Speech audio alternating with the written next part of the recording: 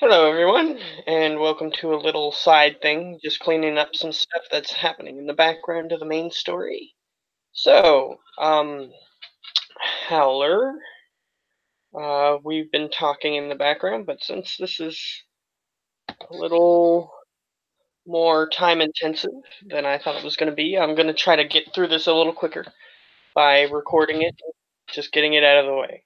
So, um, you're sort of doing something that maybe the main group might have wanted to do, but that's fine. There's so much stuff that I had that the main group might have wanted to do that it's fine.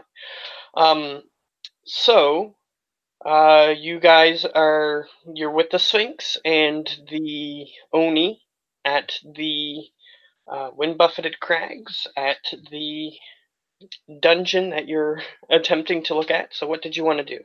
You wanted to go invisible. He can do that for you at will. Yeah, So he turns you invisible. and I'll go check out the entrance to see if there's any traps there. All right. Roll a perception check as you climb down into this crevasse. Perception. All right. It's taken. There we go. 12. You walk down into this crevasse. Let's see. Oh, it's in the background. That's why I can't see it. Come on. There we go. Okay. So they are going to roll. Sure. Okay, so since you're invisible, I'll give you a basic amount a little higher than that. So, you walk into the crevasse and you see a couple shadow-covered creatures just sort of standing next to a large double doorway that is intricately carved with. It looks as though it's made of different metals. It has various creatures on the door that is sort of hidden in this little overhang of dirt that's above, and you're going into this under area, and there's a couple shadow creatures just sort of skulking around the entrance. Yeah. What type of creatures are they? They're very large, a couple of them. A couple of them are smaller, but they're four-legged. Each of these creatures are four-legged creatures. And they're just sort of hanging around, walking back and forth. But I'm saying for the moment that you're a little bit further back. If you want to get closer, you can, but you might get risked being seen a little easier. Okay, and about how many is there? There's about 5 of them. Okay. Is there any of them that's away from the others where the others wouldn't see it?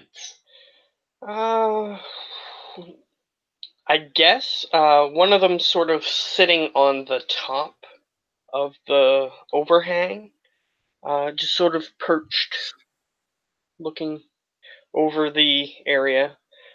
It doesn't seem to have looked in the exact location where your companions are, but it's just sort of looking down into the crevasse from above. Yeah. Uh, in yeah, in that case, I'll see if I can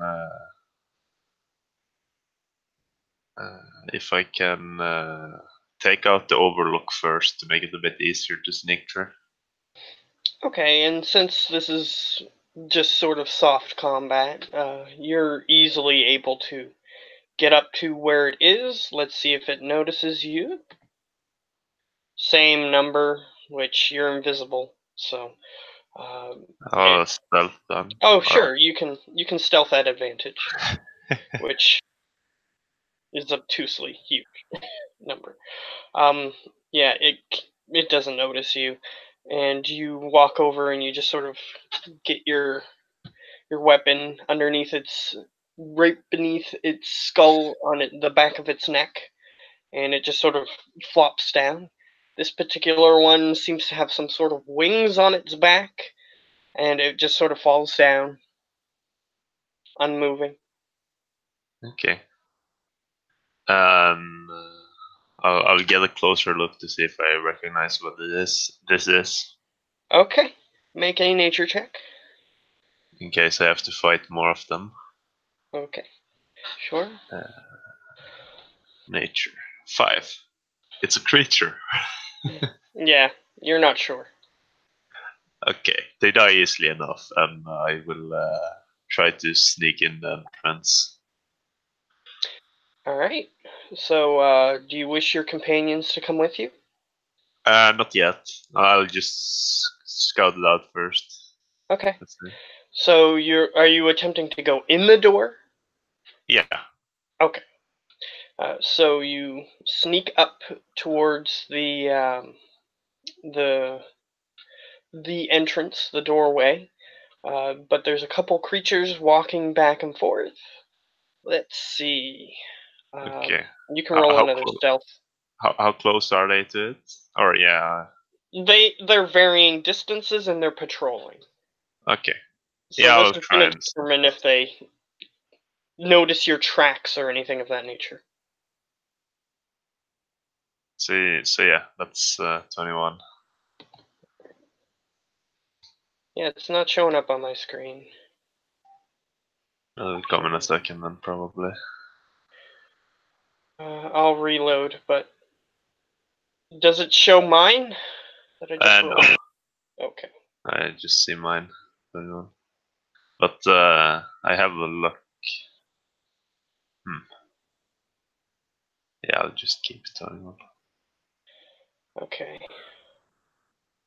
Stupid thing. Either way, um, I'll say that your companions don't see you, so they don't know where you are, so they don't know what's happening. I'm gonna see what's going on over there. The main chat here.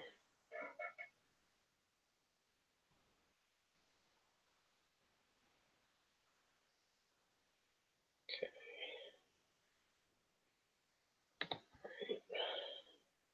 Did it load yet? Of course not. If it takes too much longer, I'll just say that you succeed. So that way we can move on. Because unfortunately this has taken forever. Okay, I'm gonna say that you managed to at least momentarily succeed. Maybe I'll get to roll while you're in the middle of doing something, and they'll notice you. However, um, so you're at the door. There's carvings of looks sort of like sphinxes and other creatures that are have human body parts with animal body parts. Um, and it's all just sort of just it looks it looks more informational. Like this is what this thing is, and then it has like ancient script next to it. You can attempt to read it if you want. Uh, I'll go past it for now, and I might come back looking if it's if I have time later. Okay. So, okay, it finally loaded. See if they notice you or not. They need to beat 21, and they do. So At you disadvantage because they can't see me, right? correct. I forgot about that. So yeah, no, they don't notice you. And um, great. You get up to the door. It seems as though the door is partially ajar. So when you get close enough, you can see that it's sort of like a little crack, and it's open. Yeah, and I will see in. Is there any like traps or anything I should worry about? If All not, right, I'll go in. You look into the immediate vicinity of the entrance, and it just looks like an open cavern, at least at the moment. As far as you can see, anyway. It gets dark after a while. Okay. I'll. So it's like completely dark in there after a while. Yeah, after about like 40 feet, it just goes pitch black. Okay. So I'll take note that I'll need to get a torch. So in that case, I will take out my hooded lantern Hmm. and use that to see a bit. Alright. This gives them another opportunity to see you, because there's all of a sudden a light popping in out of nowhere. Alright. For some reason, it rolled twice. Don't know why. You can roll a stealth, Yeah. if you wish.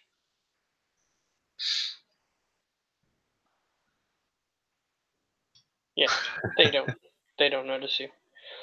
Um, so you stick the hooded lantern into the interior of the door. You sort of look around, and you see that further in there's torches that can be lit, though they don't look like ordinary torches. They just sort of have this weird shape on the top of it. It doesn't have like coals or um, like tinder or wood or um, one of those oil-soaked cloths on the top of them. It Okay. doesn't have anything like that. I will go over and try to interact with it, see if I can activate it somehow.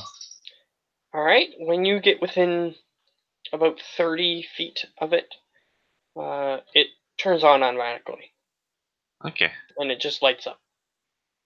And yeah, I will put my hooded lantern away and I will keep going. All right, you walk about 100 feet, and various torches light up, and then when you get too far away from them, they turn off.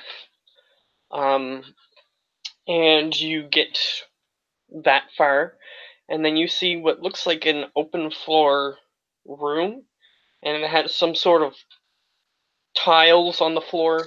It looks like they're supposed to make a picture, but they're not in the right placement. They're Like, supposed to make a picture. Okay. yeah. So it's imagine like a picture of a cat or something, but like its eyeball Yeah, is down in the corner and stuff like that. yeah. So it doesn't look like they're in the right order, but it looks as though they could be put in the right order somehow. You're just not sure how. Okay. Do I see a way to move on from this, or is it like no way further? There are two branching paths to the left and right that appear open that you can just walk past this, but there is a door that is closed in front of you. Okay. So I'll conclude with I'll see if the door is locked first. All right, yes, the door is. There doesn't appear to be a way to open it. Like there's no handle, there's no lock. At least that's visible from the outside. Um, you assume that it might have something to do with the puzzle. Okay. Can I investigate the door to see if there's some way I can open it with the Sure, without? you can look at the door further than just a cursory glance, if Yeah, you wish. investigation probably to see if Yeah, there's any other yeah, way I could open it with my team's tools. because there's no other role that would be appropriate. Yeah, unfortunately, it just seems flush with the wall. Okay. Just So like so a yeah. I will go and try and do the puzzle then, like move the pieces in the right order. All right, are you attempting to do so quietly or Yes, very quietly. because they seem to be stone slabs that are movable. It's sort of like one of those slide puzzles with the one square that has nothing in it, so that way you can move the pieces around. Yeah. Um, however, they are stone tiles, um, and you assume that moving them might make some noise. So you can make a stealth roll. Okay.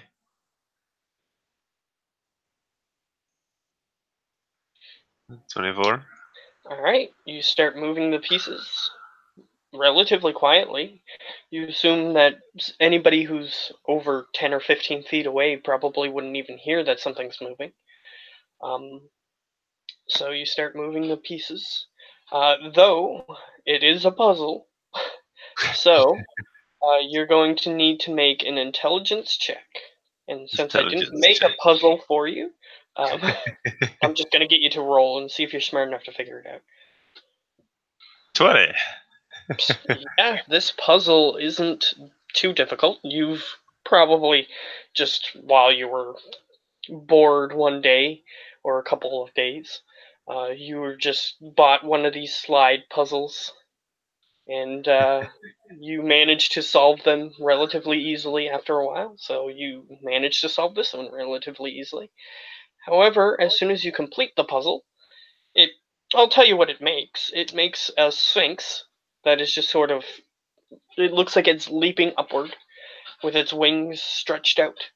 Um, and you complete the puzzle, but when you do, it makes a loud noise, and you see the door gently opening. However, you've made a loud noise, so you assume that something might be coming to look for you now. Okay, but I'm still invisible, so I will keep going. I will go in this door. Okay, you start walking towards the door, and you see something exiting the door. Oh, A okay. shadow creature Oh, looking, oh, and it's another one of these winged, four-legged beasts. Um, and it just sort of looks around, sniffing.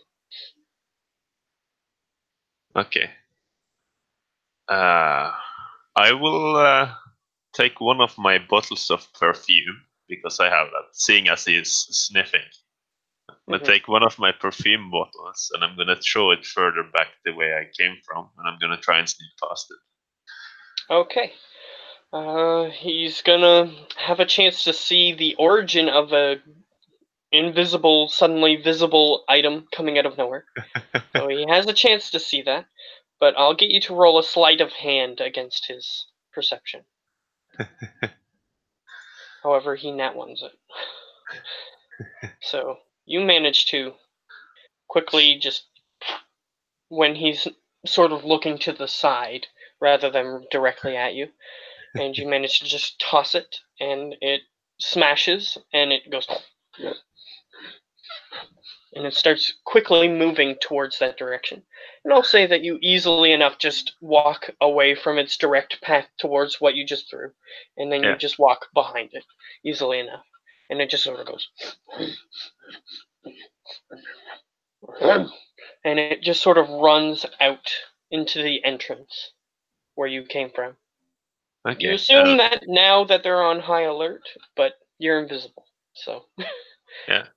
And I will go in where it was and see what's in that room.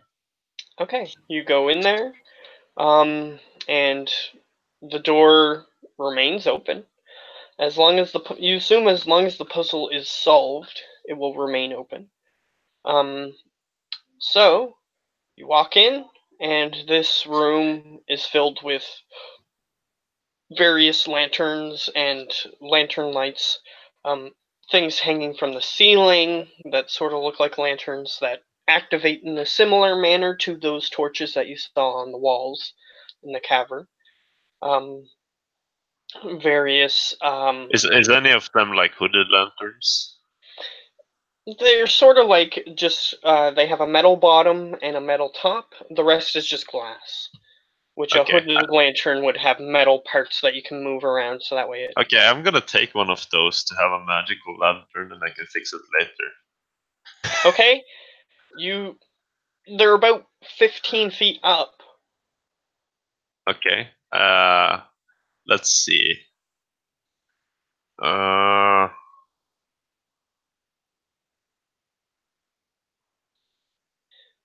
and you do I see that they are connected to something in the ceiling, like there's some sort of wire or something. okay. Fine. I'll leave it for now, but I'll have it in the back of my head. Okay. So this room is lit up. There's 5 pedestals, and they're each empty except one, which has a strange-looking jagged piece that looks like kind of like 2 mountains connected to each other. So it's sort of like an M shape on the top, and it's flat on the bottom. Um, and there's various objects on the sides of the wall. So it's Okay. basically another puzzle. I look around and see if I can figure out which objects go where. Okay. You look at the floor, and there's some sort of ancient text written there. Okay, I cannot read it. No. I cast comprehend languages. Can I read it? All right. As soon as you cast comprehend languages, you do understand it. It says, uh, it says something to the degree of, it's basically describing an adventure, and it says that the the person went here and then went there and then went there, and the pedestal with the 2 things that looks like 2 mountains next to each other. It says in the third, it's on the third pedestal in the middle, and it says on the third line that it's the person went between 2 mountains. Okay. So you get the. I'll say that the adventure is inconsequential to your mission. So I'll just say that you know which pieces would probably go into the correct spots. Okay. Yeah, that's why I took the feat. Well, not really, but yeah. Um, yeah, it's just a guy going on an adventure. It's to help you solve the puzzle in case there's no other way for you to solve it. Yes. So you're supposed to be able to figure out that the different pieces are correlated to different locations in the story. That's basically it. So you can solve it whenever you wish. Yeah, I'll solve it immediately then. Okay? You pick up the various pieces of the different locations of the man's story. Um, and apparently, the only important part is that when he got to a place as described as this, so there's like a circle with a hole in the middle that you assume is the thing for the tunnel. He apparently did not succeed the trials. So, you can take that as you will. Um, and the door on the other side is a similar door, just sort of goes and just sort of pops open a little bit. It's almost as if the size of the door that when it pops open is big enough for you to fit through, but not much else.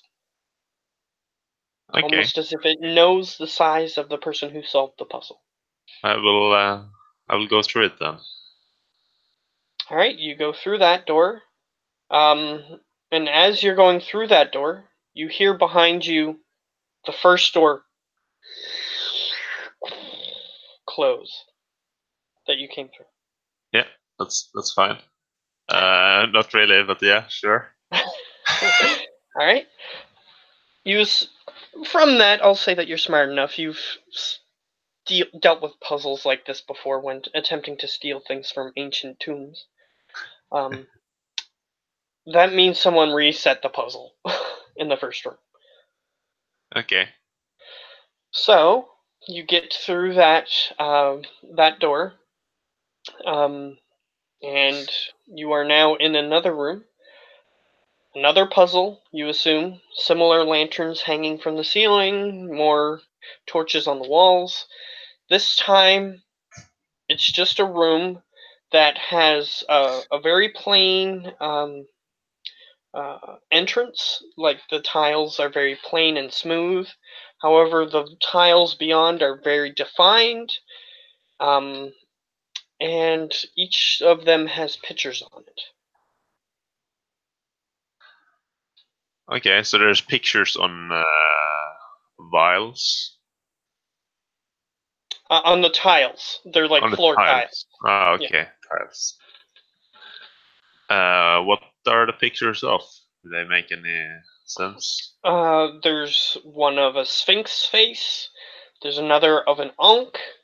There's another of various ancient Egyptian symbols. Okay. Uh, I look around to see if there's anything else that might help me solve it. Okay. Make an investigation. Investigation.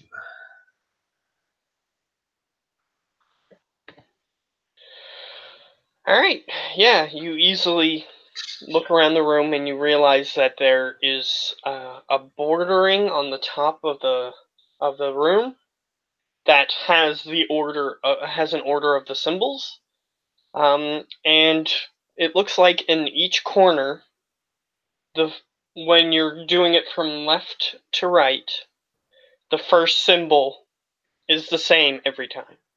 So you get the feeling that that's the first symbol that you need to use, and then it just repeats the pattern. It's one of these puzzles. Okay. So with that, I'll try and put them together in the way they're supposed to be. Technically, it's one of those where you have to walk on the tiles in the correct order, Oh, and okay. yeah, Yeah. you have to walk on the one that starts with that symbol and then goes to the next symbol, and then the pattern repeats itself until you get to the end. Yeah. I will try and do that then. All right, you manage to do so. However, you get to about the middle, you're in the middle square, equidistant from the entrance and Yeah. the way that you're trying to go, and you hear as one of those winged shadow creatures walk into the room from the entrance that you just opened, or that is behind you. Oh, there was other entrances there. I thought the door further No, behind. the entrance that you opened to get into this room, a creature is walking into there. You don't know where it came from. Okay. Just one creature, right? Yep, just one for now. Uh, I will just try and yeah, I will just try and let's see, what do I have? And I'll give you a hint. Each time you step on a new tile, the tile sinks into the floor with a small noise.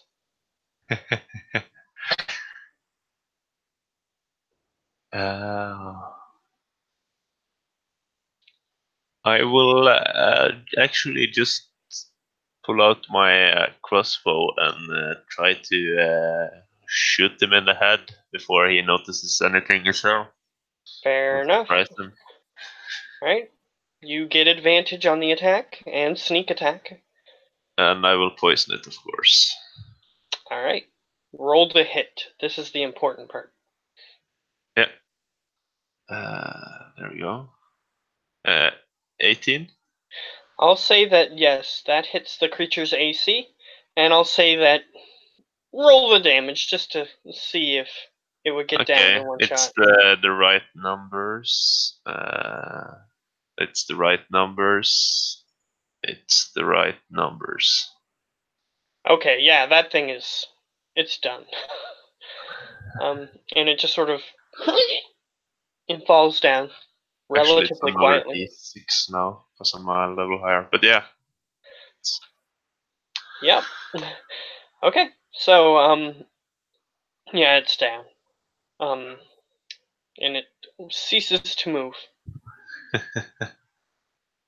yeah, All right. So I assume you continue your quest. yeah. I will keep going. All right. Um you get to the other side, you step on the last tile, and as it turns out, if you don't step on the tiles in the right order, the door doesn't open, but however you got to the last tile and the door opens. Yeah, Just big enough for you to fit through again. yeah. I will keep going. I will go through it. Alright, as you enter this last room, you get through it, and you're on the other side of this door. The door closes behind you. Yeah.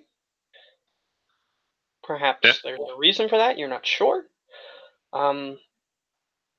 However, um, in this room, it is very bare. It's a 60 by 60 room. And there is this weird black shadow creature, possibly, on the other side. It looks like a ball with 4 tentacles emanating from it. And it's Some just sort sort of of. floating in the air at the moment. There's like a ball, not a pyramid, right? It's like a spherical thing that you can see on the other side of the room. Okay, and it seems to be covering something. The shadow, it seems black, like a shadow creature would be.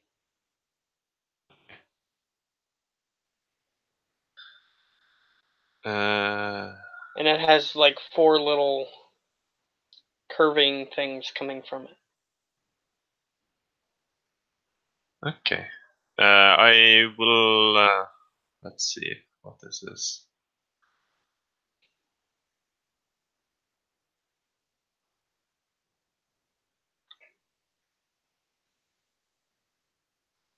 Uh,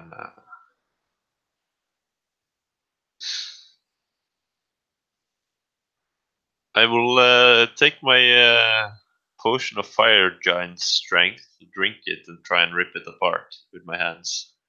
Okay, as you approach it, you get within about 10 feet of it. You see the front part of the orb thing that was just floating in the air, sort of. It just sort of goes, and you see an eyeball in the middle of it. And it just sort of scans around the room, see if it can pick up on the hints of you. Okay. It nat 20s it. You can roll a stealth against it if you wish. Can I make a luck point to make it reroll? Yes, you can. Alright. And if you're invisible, since you're invisible, whoops, it rolled twice instead of just once, but that's okay. So 14 is less than 23. Yeah. Doesn't see you. Sort of focuses in on directly in front of it. And then it sort of just opens this little space underneath its eye. And you see this tongue licking its lips around. And then you see sharpened teeth within its maw. And the 4 little appendages that are coming from it each open up into an eyeball, and it just sort of floats around the room. Okay. However, So it doesn't see anything. yeah. So, Okay. So I'll pull out my weapons then, and I'll. So had I drank the potion yet? you said you drank the potion before you approached it, didn't you? Yeah, Or yeah. So that's fine. okay. So I will just take my weapons and use my strength to just rip it apart. Like I'll Okay. punch it with my dagger, pretty much. Okay, fair enough. You use your strength to punch it. So I'll say that you get to roll on a proficient attack because you're using a weapon you're proficient in. And since you're using your strength, you replace your strength modifier instead of your dex if you want. Yeah. Fire giant was that 23, right? I can double check if you'd like.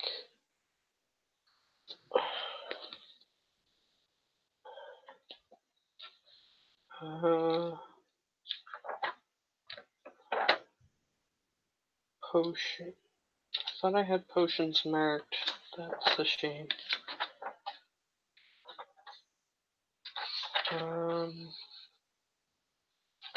Yeah. C. H. L. M. Yeah, this is R. For some reason I have R.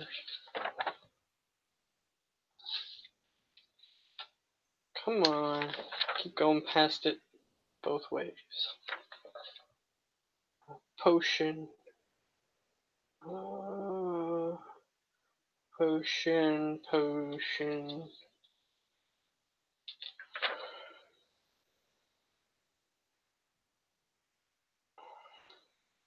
Fire breath. Oh, here it is. Giant strength. Fire giant gives you a strength of 25.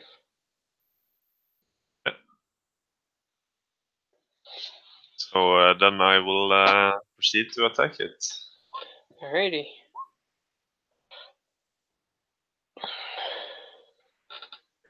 Alright. So 34 and 32. Yeah, you hit the creature. And then, yeah, You have my stealth. sneak. Yeah. Alright, so is it the right numbers or the left numbers? Yeah, the right ones. Okay, yeah, that creature is obliterated. I think. I'll just double check. Because this is actually one that's from the Monster Manual. Oh, and I flipped right to it. Look at Yeah, that. I think I know Yeah, what it's you done. mean. It's done. So it falls to the floor, Yeah, unmoving. and I'll look around. What was it protecting? What was As soon as the creature falls to the floor, the door opens. it? Okay, and I'll go to the next room. Okay, and as you enter this room, you see what looks like the pyramid-shaped object that you were looking for. I'll look around to see if there's any other traps or similar things first. Alright, make an investigation check. Investigation.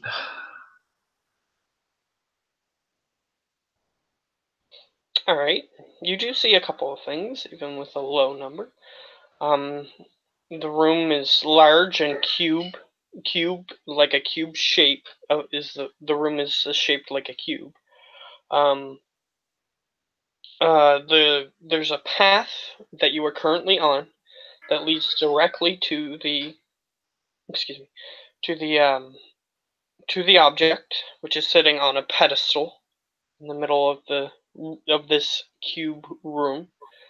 You look down off this path that you are currently on, and you see about a 30-foot drop down to some sand below. And there's just about a 10-foot wide path, that goes directly to the pedestal, and the pedestal is on a platform that you can get to using the path. However, the rest of the room doesn't have any floor except for the sand, which is 30 feet down. Okay, I very carefully try and step on a platform to see if I fall through or not. Okay? You attempt to get to the platform. However, as soon as you get about halfway on the path that leads to the platform, um, you see chunks of the path just go. Part of the path just goes and falls into the I try sand, and and the next couple of tiles of the path start falling into the sand. okay, I'll try and just jump over towards it instead. Okay, make an acrobatics check. Okay. I'll use luck because I don't know if 15 is good. Okay, so 28, yes, you manage to leap into the air, do a couple front flips, and you land on the platform, and the path behind you just falls into the sand. And you look down because you're curious, and you see that the tiles sink into the sand and below the sand surface. Okay. So you have a feeling if you would have fell down there, you would have been stuck in sand. So yeah, I will take a look at this cube thing and see if I can use it to find out uh, first where them and those creatures are. Alright, you attempt to interact with the pyramid-shaped object, which is like a pointed uh, triangular prism, if you will. Yeah. And you touch it, and as soon as you touch it, which you assume is the only way to interact with it, suddenly you hear a noise coming from deep within the chasm of the sand.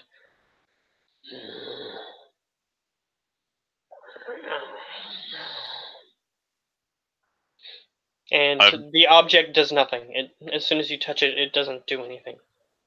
I wanna do a wisdom check to see if I do something stupid. Fair enough. Okay, I don't. I'll try and look over the edge to see if I find this creature that were making the noises. Alright, you look down, make an investigation check. Or a perception, actually. Perception is the proper one for this. Alright, yes, you see what looks like it was trying to get out of your sight, but you managed to catch it.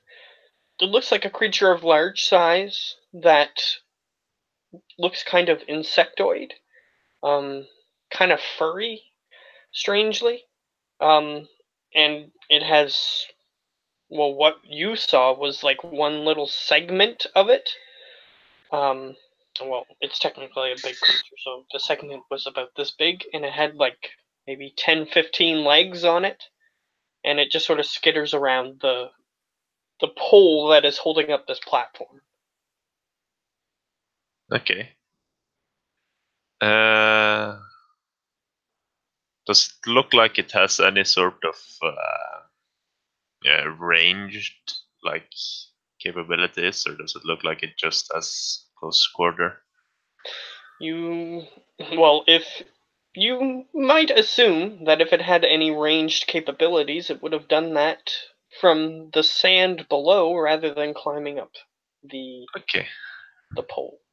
So in that case, I will load one of my daggers, and I will strike first. All right. As you see it coming up, it has this maw that has like two large pincers on the front. It looks like a millipede with like these weird um, semi-spheroid segments. So it's like one segment, two segments, three segments that are all connected by this little thin carapace. And it's got these, it snaps up with these weird looking talons, um, or mandibles, I guess is the better word. Looks kind of like a large millipede, if you were to guess. Yeah. And it's kind of got like this weird fur on top of its weird uh, carapace, um, and it just sort of looks at the top of the platform. You're visible now. I forgot because you attacked the other thing, Yeah. but you're visible now, so it can see you. So as soon as it sees you, you do have a surprise round. Okay. So in that case, I will shoot both my crossbows. That's the numbers 29 and 16. 16 does not hit this creature, but Okay. 29 does. And that's the con save. Okay, so I'm gonna add 11, and add 39, add... Okay, so I need to wait, actually, because it needs to make a con save. It is at 22. Yeah, that makes it so half damage. 13. 13. Alright. It takes that damage, and it still seems ready to fight you. So it continues climbing up onto the platform. Okay, I will drink my potion of flying as I keep shooting at it. Okay. So we're in soft initiative order. So you do drink your potion. Yeah. You have your movement and your action on your turn. Yeah. Let's see. I will. Yeah, I will just drink my potion of flying because I don't want to be in melee with it. Okay. So you're flying up. How far does your potion of flying allow you to reach up? I think it's a speed of 60, but let me check. Um,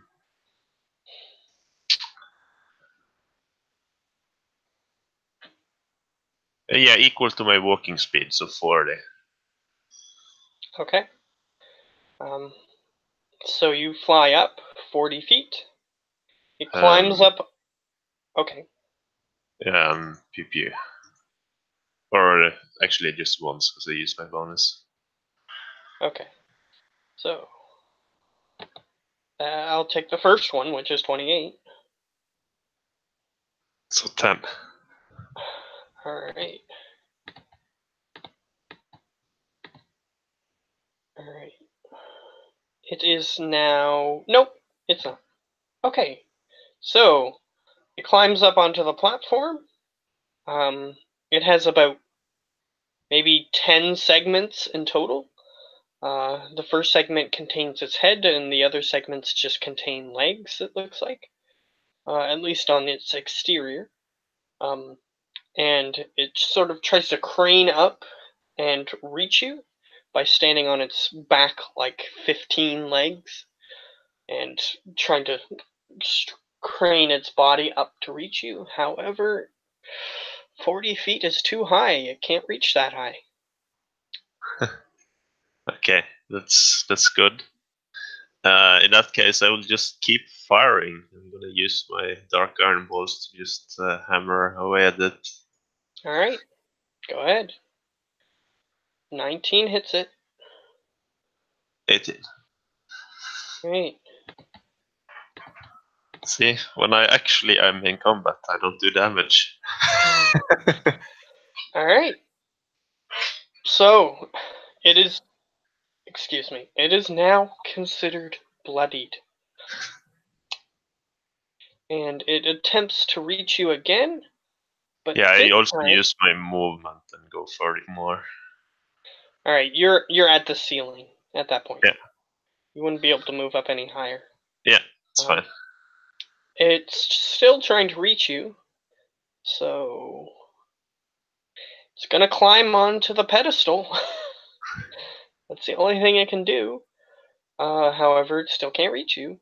However, you do notice that it doesn't seem to care about the object, so the object just gets pushed onto the floor.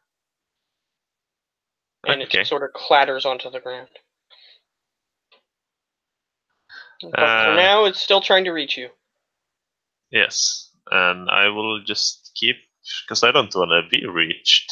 I will keep firing away at it. Alright.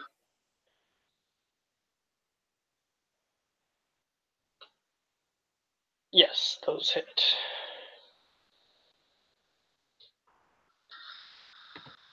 Plus 21. Yep. That's how much you did. Okay. It's still getting hurt, and severely. So it's going to. By the way, this creature is not covered by shadow. This is just a natural creature. Okay. Which language was the Sphinx speaking? The Sphinx is smart enough to speak any Yeah, language, but so it was speaking. originally, would I have known that? No, Okay. unfortunately. I just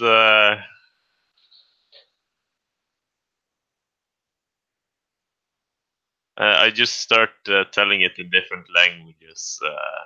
Shadow, and I point to the door. All right. Um, Let's see if it it responds as one of them. it doesn't seem to respond to any of them, and it just keeps reaching up towards you. Okay. All right. So it's going to take a different tactic. Let's. Let's see. Yeah, that's what it's going to do. It's going to move onto the bottom of the platform, and just use its little insect legs to grip to the bottom of the platform, completely hidden by the platform. Okay. I'm gonna hide from it then. Okay, sure. You can roll your stealth. Okay. And I'm gonna poison my weapons again and sneak up on it. Okay. Sure, you sort of float down, and it's just sort of gripping to the platform. It can't possibly roll high enough to see you. So it just grips to the platform, and it's just sort of hiding. It's sort of looking, waiting, but it doesn't know where you are. Okay. And then I will use both my. Let's see. Yeah, I will use both my weapons to attack it. Okay, sure. And then dissing. Yeah. Let's see. First advantage. And then the short sword. Which crit? So It's a crit anyways, isn't it? No, that's not it. Because it's not surprised now, right? Or is it? no, it's not counted as surprised. It knows you're there. It just didn't know your exact Yeah. location. In that case, that's the damage, and then sneak attack, and then I had one nightshade there, and then one there. So I have 3 nightshades left, and I'm out. Oh, the crit one is the second one, so that's 29. Well, the first one is 5. Okay. So okay, 15. Okay. I don't even need to roll for the poison, but I'm going to anyway.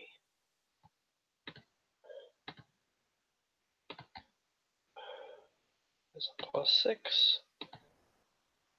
Yeah, it would have shrugged the poison for half damage. However, your swords dealt enough damage to knock it into the pit, defeating the creature.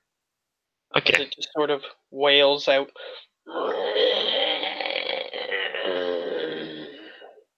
And just sort of lays on top of the sand.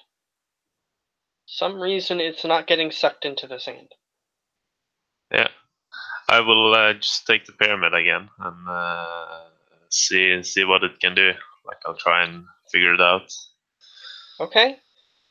You attempt to use the pyramid, and you sort of just look at it. It doesn't seem to have any buttons or anything on it. So you're not sure how to use this thing.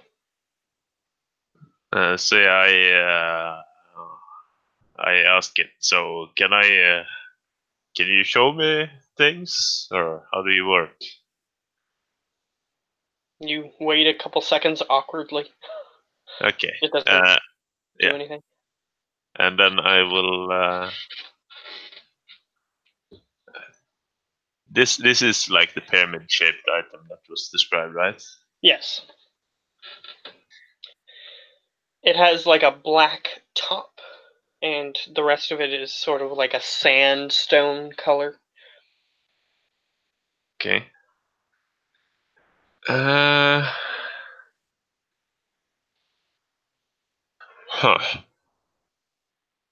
I will.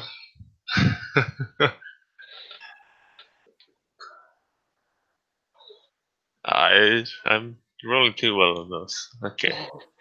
I will put it back in its place Alright. It goes for back into now, its place.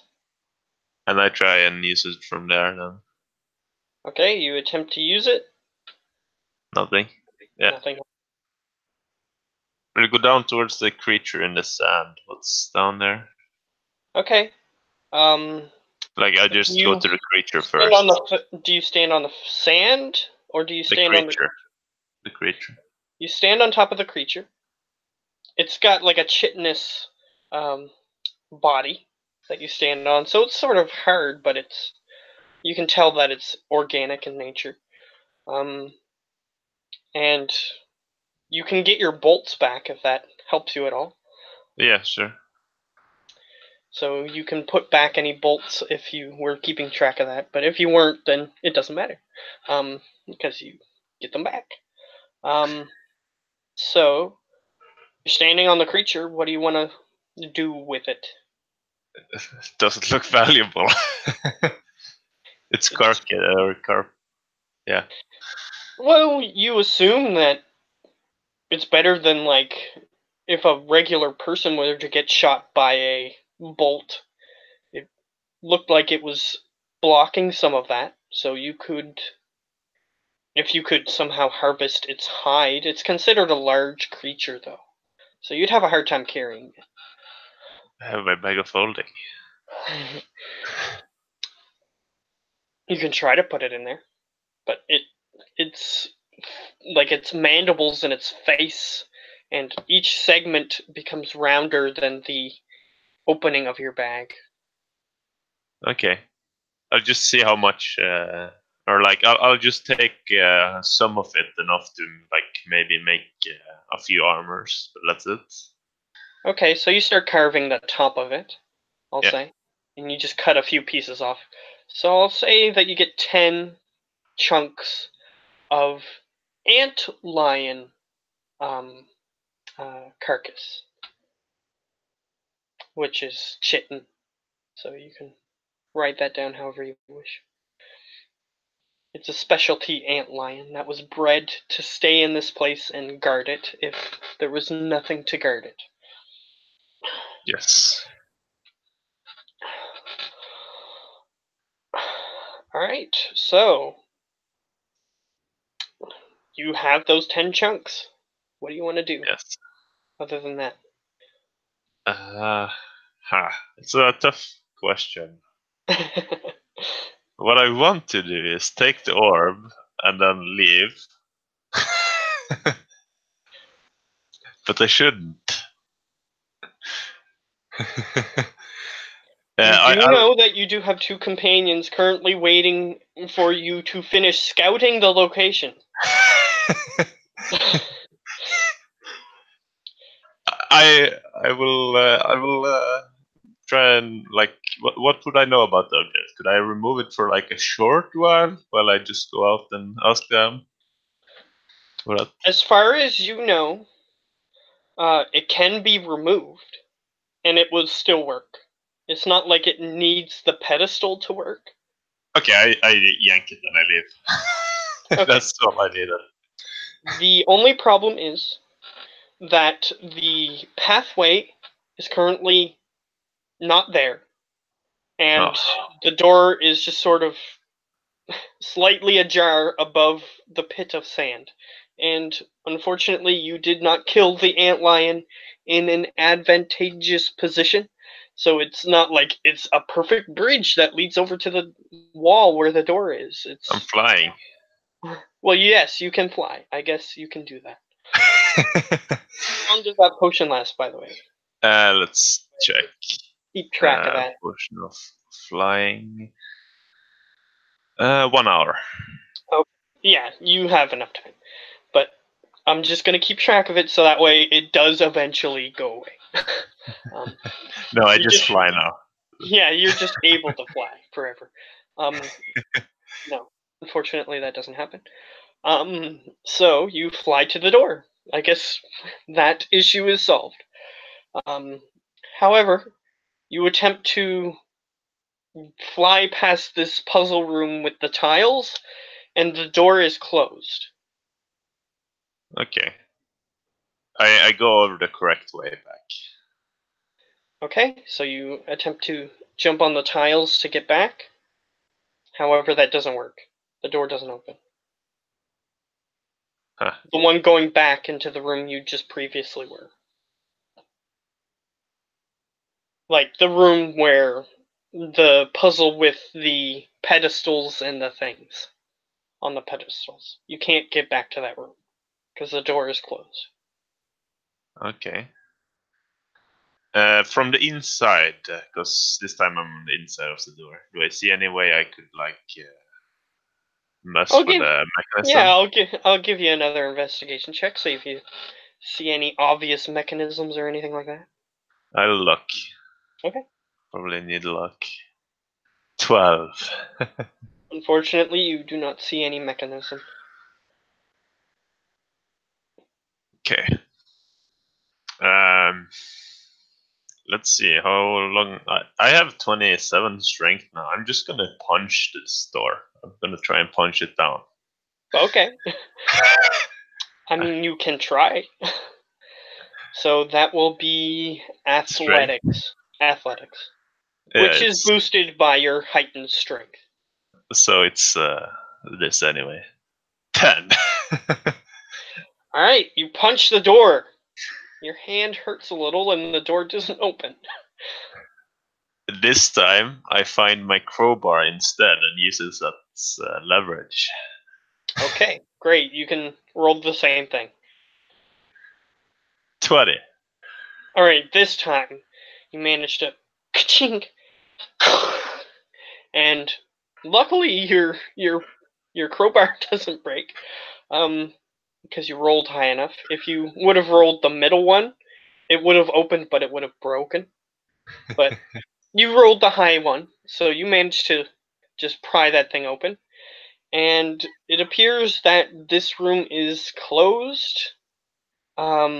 There's another door on the other side, which leads to the um, area where the Sphinx picture is slide puzzle was. Unfortunately, the door is closed to that room. Okay. I guess I don't see any other who. Or actually, the puzzle in this room, I tried to fuck with it to make it wrong to see if the door opens that way. All right, you start screwing up the various puzzle pieces in the room. The door doesn't open. Okay. I will And then. I'll say that you're smart enough. The reason it's not opening is because the puzzle on the other side of the door is reset. So the only way to open it is to solve the puzzle that is on the other side of the door that you can't get to. So Unless in if that you do something else like break the door, like you did the other door. 9. Alright, this time you didn't succeed in even uh, getting the door open or anything of that nature. Okay. Um. So this door was a bit harder. Let's see what they can do about that. What's the door made of? The door is made of sandstone, as Sandstone. is most of this location, which is stones made of sand specifically. So they Yes. melt the sand down and make blocks out of it. Uh.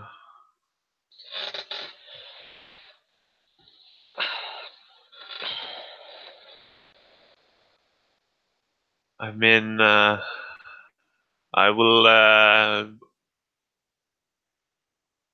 I will put out my anti-magic orb to see if that will help me. Alright, the anti-magic orb is pulled out. The door, you hear something coming from the door, but it's not like it just automatically opens or anything. And then I'll use my strength to aid me, because I assume it's not being held shut now. Maybe that will help me. Yes, you don't even need to roll. The door just opens. Okay. Apparently it was a magical mechanism holding the door shut. So. And then I will disable it again to resume my flying. Okay, yeah. However, as soon as you deactivate the orb, the door starts closing. So unless if you were on the other side, I'll say that you could I just easily get through. go to the other side and I fly to the roof to stay hidden in the roof. In the darkness of the roof. Alright, sure. But you still notice that the torches that were lit in the appropriate location where you would be standing if you were standing on the floor are currently lit. Yeah. So the room is still lit, but even though it probably shouldn't be, so it might put up some red flags to anything that sees you or walks into that area. But it still, you're in an area that isn't lit. So Okay. they would still have a hard time seeing you. It's just. Yeah. Yeah. I'll try and make my way out of there again then. Alright, you start seeing those flying creatures sort of patrolling the area, and I'm going to give them a chance to see you. You can stealth, and I'll give you a bonus, so you can add. Oh, it doesn't matter. I was going to say that since you're in darkness, you could add 5 or something like that, but 36. They're not going to be able to see you anyway.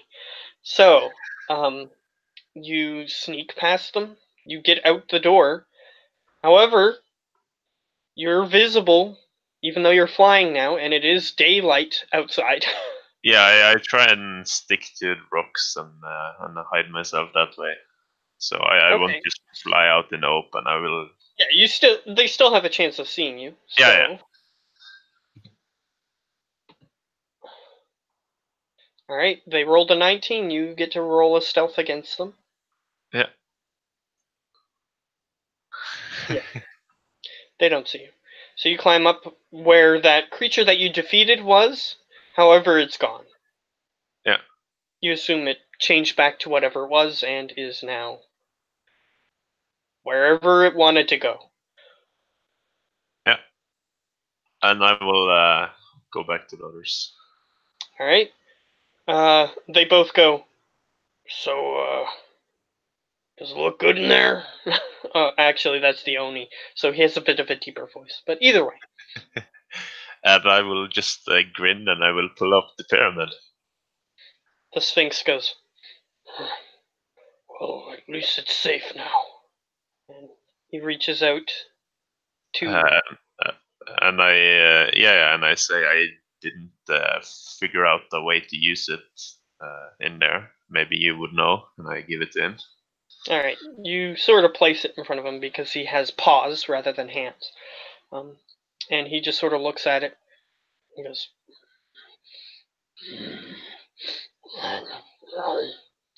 and suddenly the black part at the top that you thought was just part of the object starts forming into this weird shadow shape, if you will. Yeah. Sort of amorphous and moving around like a liquid. You can attempt to do something if you want, but the Sphinx seems to be struggling against something. Yeah, I will just stab it because I stab things. That's fair enough. You can roll to hit it, is what that means. Or instead, I will just talk to this black inky stuff, and I should tell it next time you should find a cube instead, because you're a total blockhead, and do my vicious mockery. Okay. To see if that has any effect. I don't know. I will try it. I Oh, it's not. think that DC is. Yeah. That's broken. Let me find. I was gonna say Yeah. I noticed. that seems a little high, but Let either me way. find out what's wrong here. Okay. All right, it gets a 12. What's your DC? My actual DC. That would be, let's see, 8 plus this 12, so 15. Okay, so it does not succeed. Okay, so it takes Does it 5. have any other effects other than damage? I think it does. Let me see. It does disadvantage on the next attack. So if it's trying Okay. to do something to the Sphinx. Okay, cool. So it tries you see it react, and then it sort of bubbles up more and more, and the Sphinx sort of goes at the black stuff, and it just sort of goes into nothingness. And it's just now a sandstone pyramid. Completely smooth on the sides, so it's not like it's got the pyramid-like steps that the pyramids have today. It just sort of has sort of flat on each side, made of sandstone. Yeah. So it's there now, and he just sort of sits there. All right, and he just sort of puts his paw in front of it, and it suddenly you feel this weird tingling in your mind. You have a feeling that you now have access to this object. Okay, so I just start asking it a whole bunch of stuff about different locations, starting off with probably Van. Okay, you ask where Vem is, and you see that it is now in an area that you don't recognize, not off the bat anyway. Like, it's not an area that you immediately recognize, I should say. Um, and it's sort of standing the Hulk, which is the exterior of Vem at this moment, just sort of standing there next to a very shadow covered and very crazy looking contractor. Um, and they are sort of standing next to something that is at the periphery of your vision. You're sort of using the equivalent. It's sort of like I don't know if your character has done this before, but it's sort of the equivalent of scrying. So you can sort of see him and things around him slightly, but you can't see everything clearly in the location that he's at. Yeah. Uh, and You can attempt to identify the location with a history check that he is currently standing in. yeah, I'll history. You said Yeah. 14. All right. He is currently standing in what looks like a rocky mountainous area, and the thing that tips you off to where it might be is that there's flecks of like precious jewels just sort of sitting out in the open. So it's the gemling seat, which is there's a high concentration of gems just sort of sitting around out in the open, which is why they're very inexpensive in that area, but they make a lot of money exporting gems from this particular region. Yeah. So it's somewhere there, but you've never specifically been there before. So you don't recognize the exact location, but you know that it's probably there if there's just gems sitting out in the open like that. Okay. And then I will look for the contractor. All right, the contractor is currently standing right next to him, so you see him. Okay.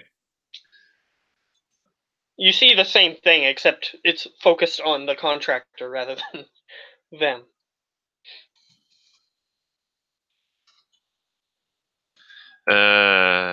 He's just sort of going, Memory. must get it back. Must get it back. I laugh at him. I All right, they're both looking at you sort of strangely because you just sort of laugh out of nowhere. and I go look for Grace Miller. All right, Grace is at the camp. Um, No, that's the one that was with the jester. oh yes, this is the little girl. That is the relative of. Yeah, it's been a JJ. long time since Jaden's been a main part of the story, so well, forgive me for not remembering. I'm cheating. I have it up. Yes. Well, your character would know. It's fair for your character to know. So, yes, you get a look at her. She's sort of sitting in, uh, reminiscent of, what is that movie?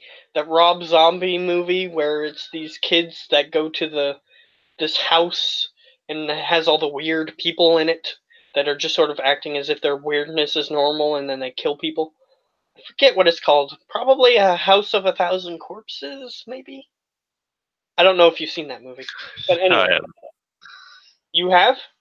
No, I haven't. I'm not much for horror movies. Yeah, it's sort of like these creepy people that are acting as if they're family and it's all normal and everything.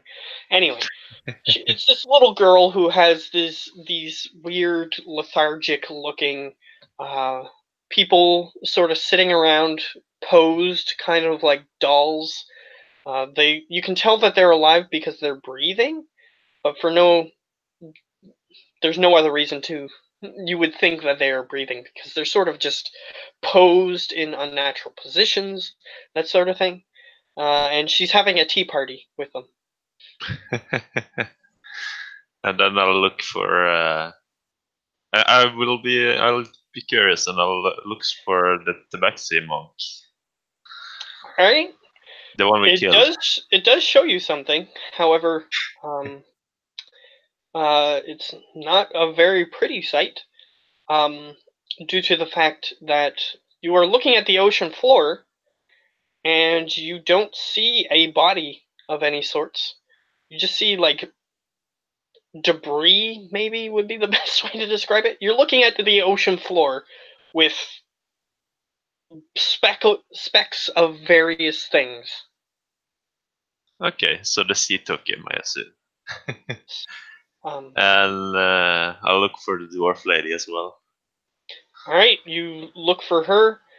You see her just sort of standing in what looks like an underground cavern of some sort, and she's sort of just touching her hand on what looks like a very rudimentary golem. So it's like a stone block is the torso, and it has like 5 blocks as the arm, with a round stone ball as its joints, that sort of thing. And its head is just a block with eyes carved into it and a mouth, Okay. that sort of thing. And there's like a room full of them. Yep. And I will ask it for more detailed information. For example, can you put up a teleportation circle between this location and the temple? And in a weird sort of way, um, it's just sort of like you're looking, and then on your vision appears words, and it says, "This is not within my capacity. I only show knowledge." Can you show me one who can? It shows you, it almost floods your mind with a variety of people who would have this ability. Someone easy to get to in our current predicament. It waits a moment, and then it um, shows you a very confusing thing that you might not have expected. You see what looks like a person, a human, tied uh, via chains to a bed of spikes, and they're sort of being stretched out with their arms up like this and their legs spread, and they're sort of being. There's a person that you can hardly see that appears to be tightening um, some sort of perhaps a torture rack of sorts with spikes on it that's sort of poking into this person's back. And you recognize this person as Indarho. Okay. He would And probably be able to help you, and he's probably relatively easy compared to some of the other people to get to. how do I find him? It shows you sort of like a Google Google Earth, Maps. a Google Earth perspective of what looks like a burnt down shack. Okay, I think I know. I think I know. He told me about this earlier, right? Because I've been traveling with him for a while. He told you that he lives, and it's in a wooded area, and he told you where he was from, Okay, so yeah. which is the wooded layer in a small town around there. So Yeah. you can start there, if anything. And before that, I'll ask her what about the fire lady? All right. What you see is a woman made of pure fire, sort of just sitting on a chair, and she's looking at and talking to somebody that is out of your view. And Okay. she's saying, "We need to get more of them." And the person says, "More of what?" And she says, "You know what I mean." And she just seems perturbed. And the person goes, "Oh, okay." You hear them walking out of the room. And I'll look for Indaro's wife, the woman with the child. Okay, yes. You see this weird, it sort of looks like a one of those horror classic things that has like a person with like a weird other half person growing out of them. Um, uh, yeah, she's just sort of walking around in what looks like a village, and there's people sort of like with their heads bowed. Um, they're sort of, the Muslim prayer position. They're sort of Yeah, in that position, and they're lining this road that she's walking down. and it seems like the same like small town forest area. It is a small town. You're not, and there is forest around it, but you're not sure if it's the same town because you've never been there. So I to be asked, fair, I, you I don't know. asked the thing: is it this? Are they in the same place? It shows you a Google Maps perspective of a line connecting where she is and where the town is. So they're in a different location. Okay, then that's fine. And then I say we should go and get Indaro first. All right, so they agree to go with you if you wish to go. Yes, and yeah. So I'll just say Sphinx, take us there. All right, it it stops for a second and does the usual thing that it does when it's asking. So that way, because it didn't see what you saw, so it's asking basic directions on how to get where it needs to go, and it gets up into the air and starts flying. And I'll say on the way they mention, um, probably should allow us to come with you on the next one. We can be helpful from time to time. Who said that? The uh, Oni. Oh, yes. but I was just scouting, and then I just happened to find objects. It went easier than expected. The Sphinx says, "Well, I guess they may have changed a few things as I was away." As it keeps flying. So yeah, uh,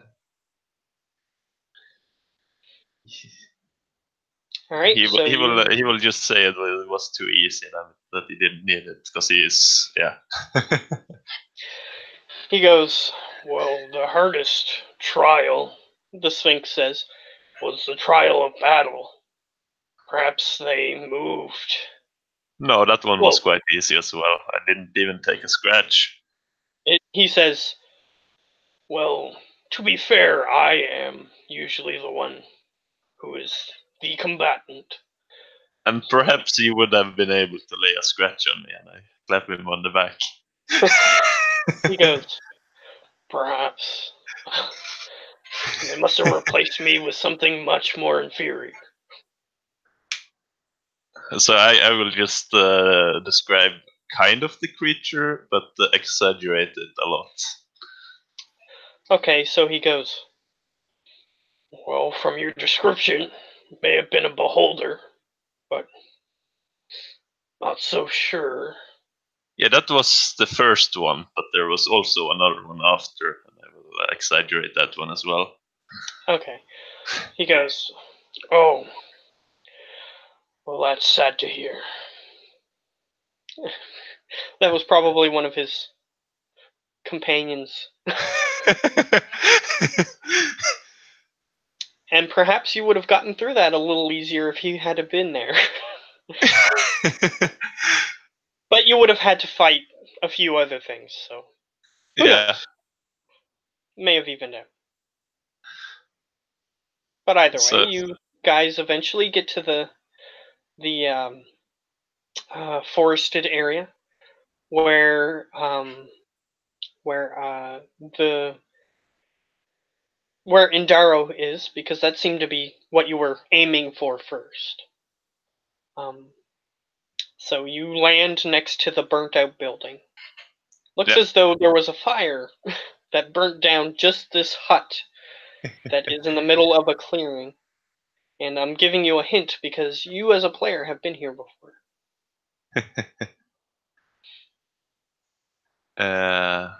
Me as a player, Yes. now I have to think. Which characters? That's as much of a hint as I'm going to give, so that way you can be slightly surprised when you encounter what you encounter.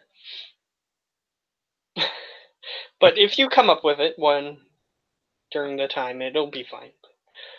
I'm unsure, but yeah, I will head to his hut, and I will say, crash land up there, but be careful to not crush him in the spikes. He said. All right. And he goes, "The Sphinx is too big." For the The house. Yes, for the house. Yes. So, Did we get a rest on the way? I assume it took yes, some time. yes, Yeah. you got a long rest because he can fly quite fast, but the distance from where you were to where you currently are is vast. And I will. Yeah, the house is partially crumbled in on itself, and it's sort of fallen to the sides due to fire collapsing it. But Actually, if we haven't alerted them yet, I will just tell the Sphinx to be quiet and the Oni to go invisible and will ambush the torturer. okay, fair And enough. we'll all try and ambush this guy. Yeah, nobody's standing outside the hut or anything. Yeah. In that case, I assume stealth rolls. All right, sure. And I'll go off yours Yeah. because the Oni is invisible and is used to his invisibility, and you're pretty good at hiding, so he knows how to use his invisibility. So I'll say that it's equivalent to yours. Yeah. So And I will check the door to see if it's trapped or anything like that, or if it's a burnt down house. If there's any other ways I could jump in. the door is not attached to the door frame, so you can walk inside the hut. Okay. And I'll just look in and see if there's anyone there. It looks kind of like, as you're investigating, there's nothing really hidden that would be of value. It looks like a hunting shack of sorts. There's rotted carcasses that were burnt. So there's like a skeleton that has like charred flesh on the outside of it that you can tell is some sort of wildlife from the surrounding area, probably. Um, a couple carcasses, to be fair. And you see a bedroom that appears to be completely burnt. Yeah. But you But don't there's see no. anything else on this shack. Okay, I asked the creature, "Where's Sindaro?" Or the pyramid. I mean. It looks at where you currently are, and you can. It's sort of like a live image, and you can see yourself standing in the rubble with the Oni next to you. Like it's using true sight, so it can see like an outline of you. Um, since you're invisible. Um, and then it sort of shows like this little square in the burnt out, uh, sort of like a video game highlighting an objective. Um, it's sort of like blinking. This little rectangle And I that will. is on the floor in the hunting cabin type area of this shack. Okay, I will go and open that quietly, if possible. All right, your stealth check is taken into account for this. Yeah, and see what's down there. All right, you go down there. There is a rectangular room, and it's dirt. It's like a cellar, and there is a hallway that leads somewhere that you can't currently see. It's dark. Okay. However, the Oni does have dark vision, so you can send him first if you want. I'll ask the pyramid. Can you help me see? It says, "Knowledge is my forte. I cannot give you new abilities." Then give me knowledge of my surroundings. It sort of tells you that there's a hallway, and at the end of the hallway is a room. Okay, I just follow its instructions and move in the dark then. All right, you go down this hallway, and at the end of this hallway, you see a lit room. At this point, you can see the small amount of light at this point. It's very low lit, um, and you see what looks like a very tall man, big beard, human, kind of like, kind of looks like a Hagrid. And he's currently sitting at a table. He's got some tools um, that he's currently looking at. Um, most of them don't look like they're for any use of anything that you would find useful other than in a torture room. Okay. And there's a torture rack on the wall, and Indaro is sort of splayed out on it. Yeah, so he's it's on a torture rack, so he's kind of hanging, right? Yeah, he's sort of like splayed out, and there's like spikes on the back of it. So I will use message my cantrip to send Indaro a message and ask him. So how are you hanging out? He just sort of How's it hanging? groggily, he groggily uh, looks around, and he doesn't see any sort or source of this. But since the magic of the spell allows him to directly respond to whoever sent this I, s- I, message, s- I say it in my voice as well, if that helps. Or okay, yeah. but he doesn't see any source. So then he goes. He looks directly at his torturer, and he responds, "So, Figured out another way to trick me, huh? And he's just looking at him, and he's not verbally responding. He's responding to the message. Just he's doing this just in case this person is actually someone else. I'll respond. Oh, damn, you got me. I guess me and Noni will come back later. Have fun. He sort of just looks around the room. However, you are hidden, so he has to use his perception, which I'm just gonna make up for now because I don't want to pull up his sheet. He doesn't see you. Perfect. So what does he respond with? He goes, "Well, if you really are here, why don't you just punch this guy in the face? That would easily prove it to me." But you already saw through my ruse. How will I punch him now? Well, I'm assuming that this possibly isn't.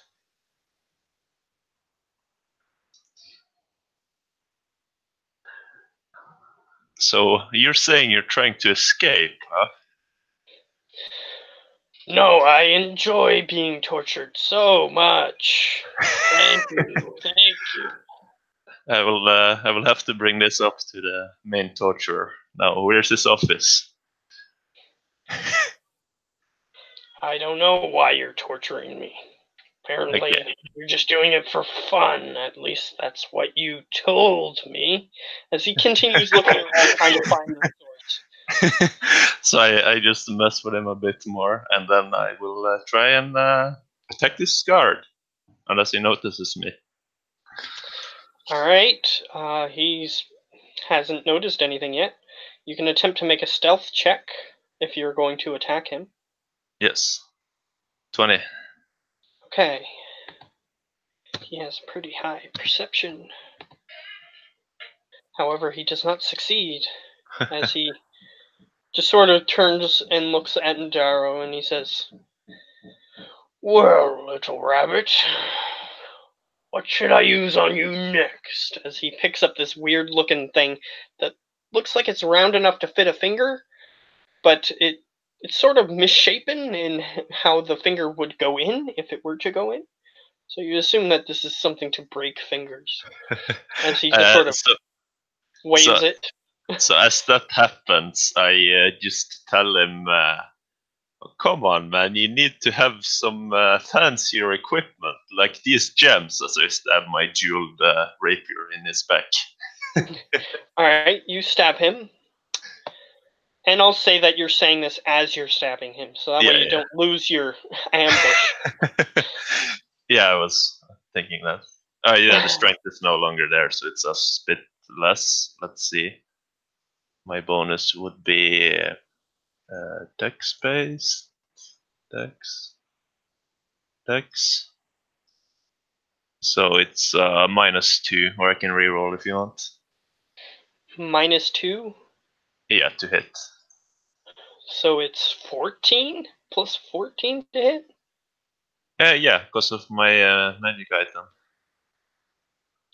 The Which +3 to melee attacks.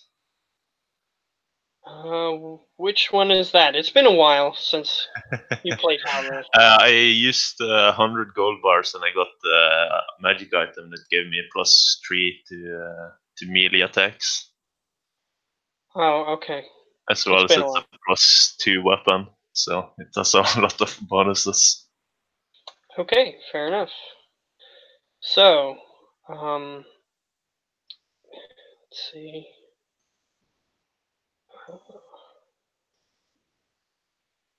Yeah, your strength is not 7, so yes. Okay. Um, yes, you hit him with the 27. However, the 20 misses as Okay, he grabs onto the sword. and then it would be the sneak attack. And there we go. I have 2 left now. Okay. So, I assume it's the crit ones. Yeah. So 13 plus 42 plus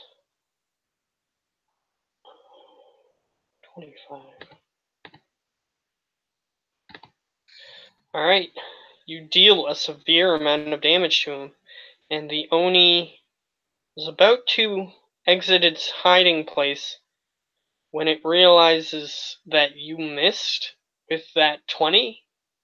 So then it remains in the shadow for now, and he turns around, and the guy that you stabbed turns around and goes, "Hey, what do you think you're doing here?"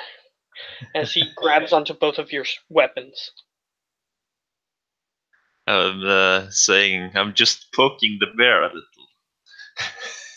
Alright, he goes, "Well, the bear's been poked. What reason do you have to be here, little rabbit?" Well, I'm here for him. He's gonna put up a teleportation system for me. Hmm. So that is what you need him for, huh? As he looks over, and he just sort of is hanging there with his head limp at this point, acting as if he wasn't just talking to you. And he goes, "Maybe I have a few uses for him other than this." As he just pushes you away, walks over and starts untethering him. And he is now currently untethered from the wall. And And Indaro stands up, and what and is this creature? Does he not bleed at all from my attack? Or he got hurt, but he seems like this guy. You would assume he's big for a human, but even a guard would have fallen from your attack, and he seems fine. okay.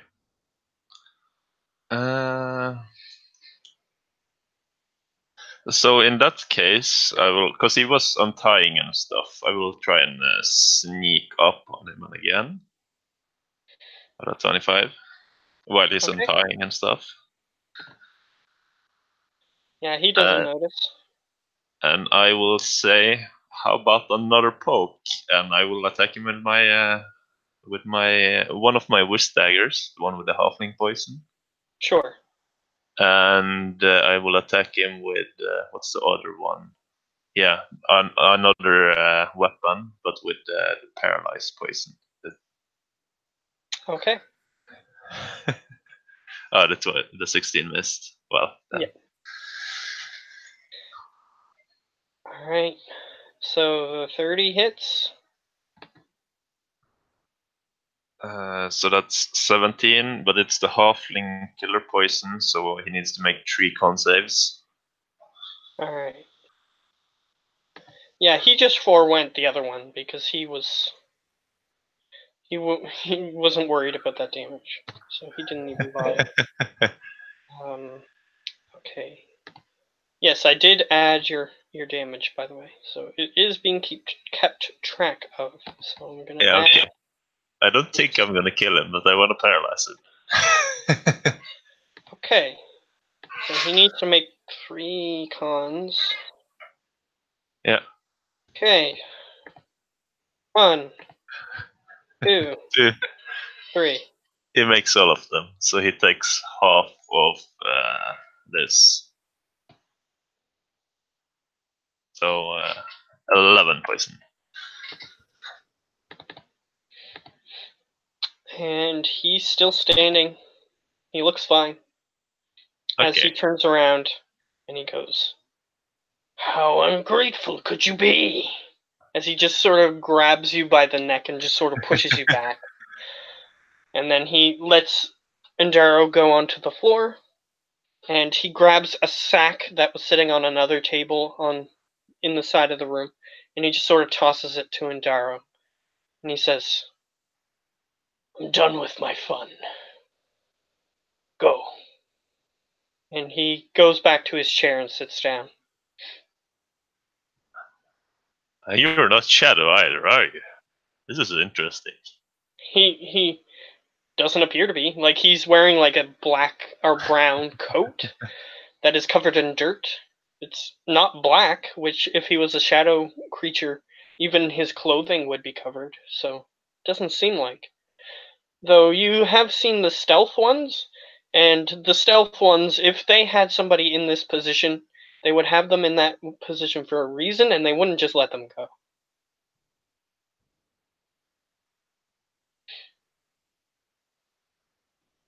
Huh.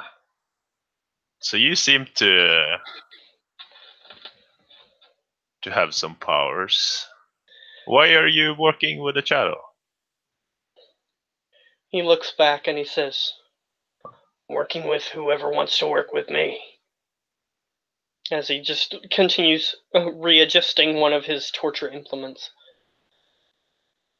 Well, if we put the needles aside and I sheathe my weapons, I'm always interested in new business partners.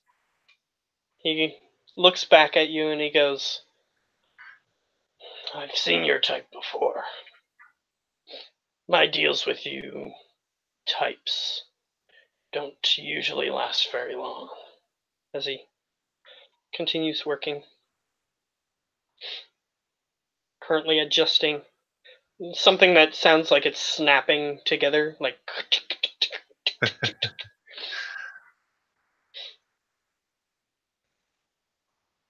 Well, fine. I suppose we got what we wanted, so I'll leave within the arrow. And just as you're leaving, he says, "Hey, how can I contact you if I need you?" Yes, that's a good point. I whispered to Indar, hey, do you have like a scroll of sending or like magic to make him speak loud so I can hear him from across the world or something? And Darrow goes, "I have something for that. I'll contact him." So yeah, I'll say yes. He's Scott, and I point to the wizard. He goes, "All right." And he starts clicking at this thing again. And as I leave, I bow and I say, "Name's Grand Admiral Howler of the Aquan Sea. Pleasure to make your acquaintance." After just and Yeah, I and leave. he goes, "I'm Habit."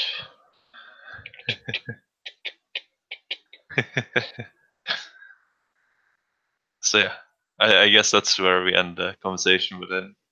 Yeah. So you walk out of there, and as soon as you get to the outside, you see that the Sphinx is gone. Okay. I shoot him a message to What respond. is the range on message? 120 feet. He is not in range. Yeah, it's Girandaro. Hey, so can you like yell really loudly for this Sphinx with magic? He goes, "I can do you one better." And he just sort of massages his temple and then reaches into this sack that the guy threw him and reaches into the sack and takes out a book. He opens a book and he goes, "All right." And he just sort of massages his temple again. And you hear him afterward say, "He was scared off by something. There's something nearby."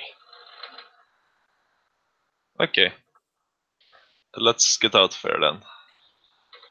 And as you attempt to walk away, you notice something blurry in the distance, standing kind of like a person.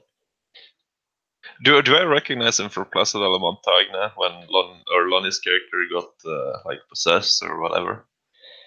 You do not. You've never seen him, and his minions look completely different. So no. Okay. In that case. So he's looking towards us. Have you found us already? Yeah, he's sort of just. You assume if he was a regular person, he would be. His orientation of his body is looking in your direction. But Okay. he's sort So of yeah. blurry and you can't really see him very well. So yeah, of course, my anti-magic orb will immediately turn on, and I will just tell him, "Good day, nice weather for a stroll, isn't it?" And as soon as you turn that thing on, you hear a sharp and he moves slightly further away. Just a loud screeching sound. Just like for less than a second. And it's suddenly further away.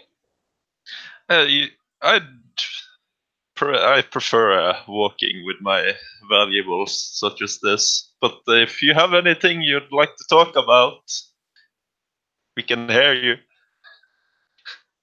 You see a little page flutter and then land directly at the range of your orb. I pick it up and read it. Okay.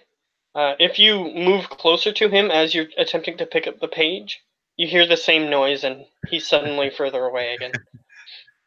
Yeah. All right, you pick up the page and it says, need help, like sort of scratched in. Uh,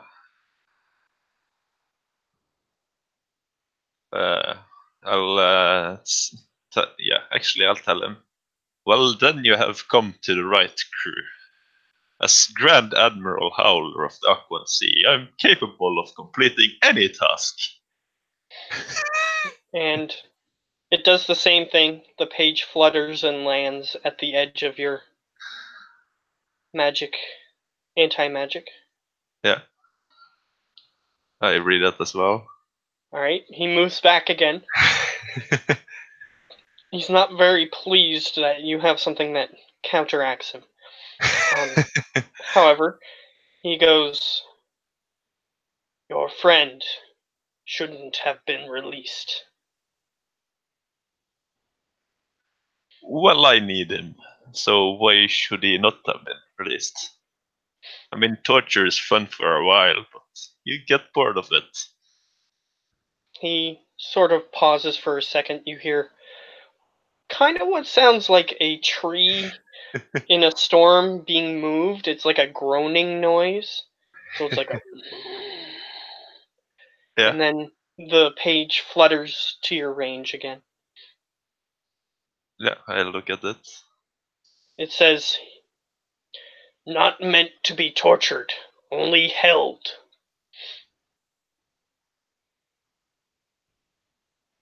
To what end? Why? And the page flutters to free us, it says, the next one.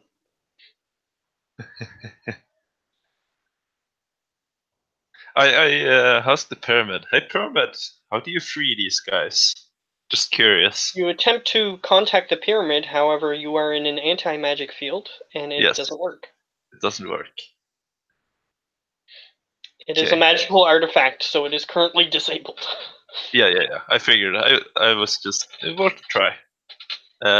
And then I will say, hmm.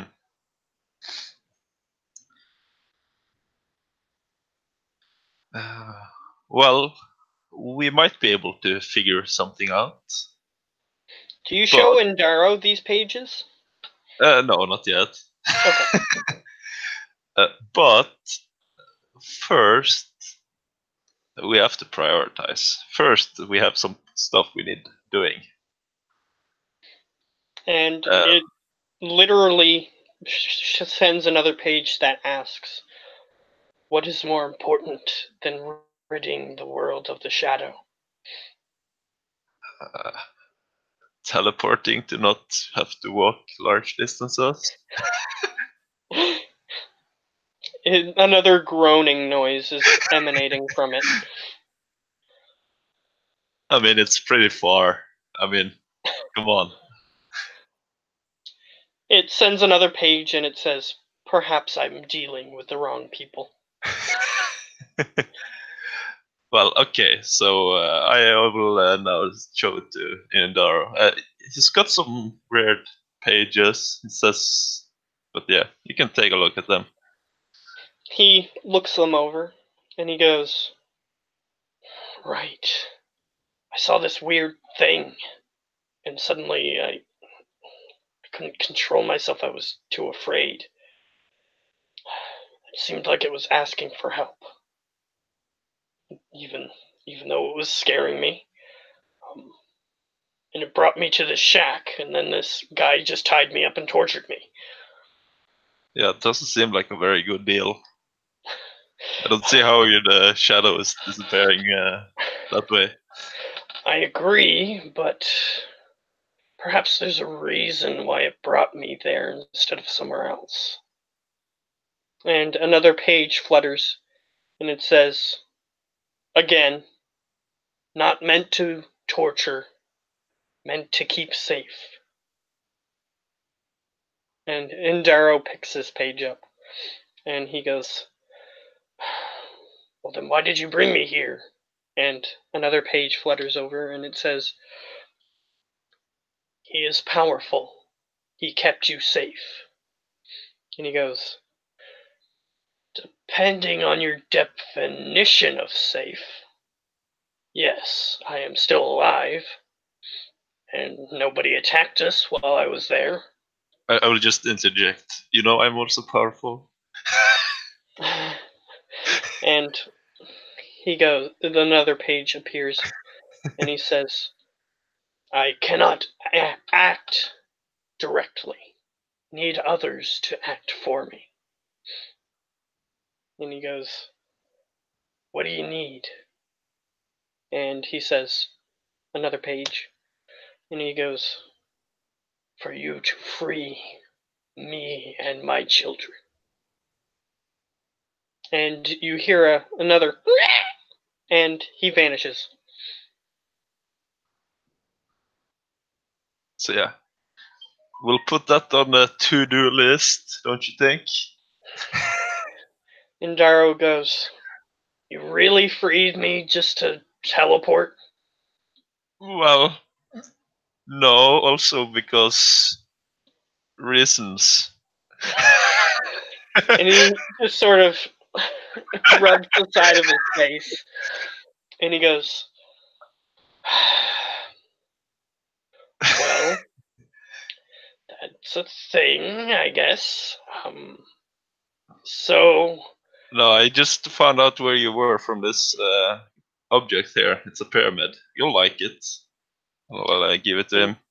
sort of just looks at it and examines it, and he takes it out of the range of what your anti-magic sphere, and he just sort of looks it over, and he casts Identify using a spell slot, and he goes, "This is powerful. Where did you get this?" And the Sphinx says, "It was what I was guarding." And he goes, "Okay, this is definitely worthwhile. Um, And now we should use it to find the others. Where's Jaden? I I don't know." Ask it. And he sort of goes, he's about to ask it something verbally when this Sphinx walks out of the sphere and gives him the ability to interact with it. And he just starts interacting with it, asking it a myriad amount of questions. Um, and he looks at Howler and he says, "We realize the most pressing matter is that there's going to be a group of people who show up on the plane of air relatively soon, a couple weeks from now." Oh yeah, I did, but it's in a couple of weeks. So that's a lie, but I will pretend I knew. Because he just went for the jugular. He was like, "Where is the most pressing matter to deal with?" And he goes, Well, we still have to discover a way to get there. You would have thought if you knew this, you would have asked me how to get there. No, first of all, I wanted the teleportation. I mean, it's walking back and forth on tiny legs. He just sort of shakes his head and he goes, I'll take that as your way of asking. And, well, there are a few spells in existence that could get you there. Unfortunately, they're out of my price range, if you will.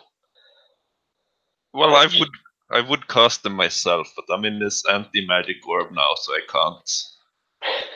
he goes, you do have magical skills, but I have a few others, and he sort of just flashes you the page. I realize you are confident in yourself, but these spells are quite powerful and out of the range of most people. So I do not blame you. Your skills are at sneaking.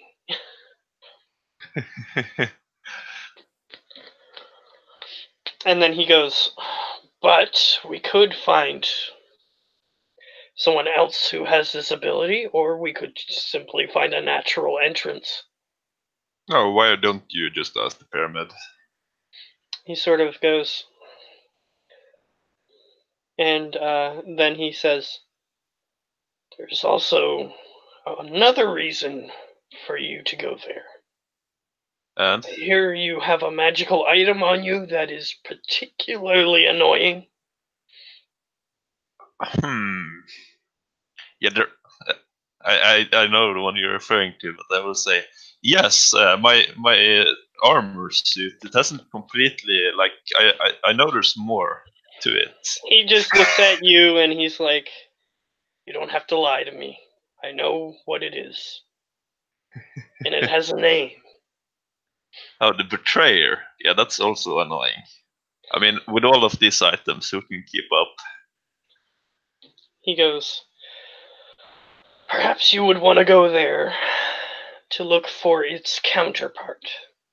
Oh, I would. Where do I find? What's it counterpart? He goes, so you just picked this thing up, had no idea what it did, and tried to use it, and then realized you couldn't use it very well and put it away? No, no, no. I came to rescue my beloved friend immediately. I didn't have time for that. He goes, you are currently carrying a vengeance blade, known as betrayal. They Yes. have counterparts, known as the justice blades. There are 7 of each, So and can each I one have has one of each? Like one betray, one justice. one betrays, the other is called loyalty, So if I use the both, counterpart. If basically you I have both, then it counteracts and they become just a neutral sentient being. okay. So yeah, we definitely need to go there next. Now let's go. Where's the Sphinx? I look around. He goes, he just looks at the orb, and I'll get you to make a perception check, see if you notice this thing that he does. Perception. Yeah, I notice. He goes, you're right. That was easy to manipulate him. As he climbs onto the Sphinx. But you only, like, read his lips and know what he said. Huh.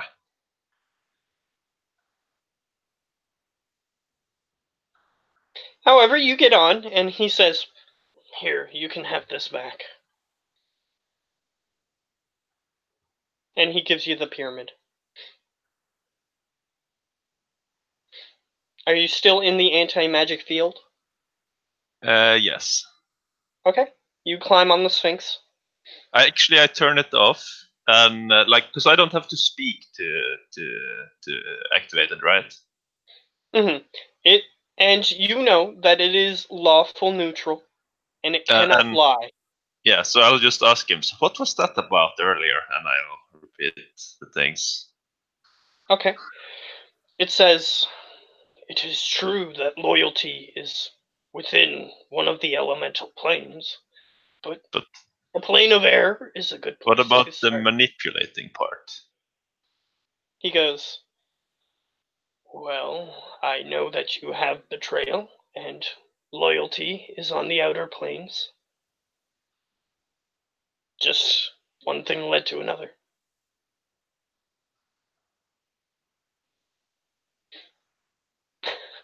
I don't like you anymore. You're going in the bag. And the Sphinx goes, as soon as you put it in a bag, he goes, "What did you just do?" No, we just had an argument. That's all. He goes, "You might want to remove that." Ah, I pull it up. Are you ready to apologize? As soon as you pull it out, the Sphinx goes, sighs. Um, the object goes, "There is no apologies needed. You are Back in the simply bag. being unreasonable." Back in the bag. Right, you put it back in the bag, the Sphinx starts panicking again. And I put it out. Hey, I mean, this is like an instant Sphinx pranker. And the Sphinx goes, "I see this is going to be a problem." Ah, no problem. We sorted things out back here. We're fine. The object goes, "Thank you for being reasonable."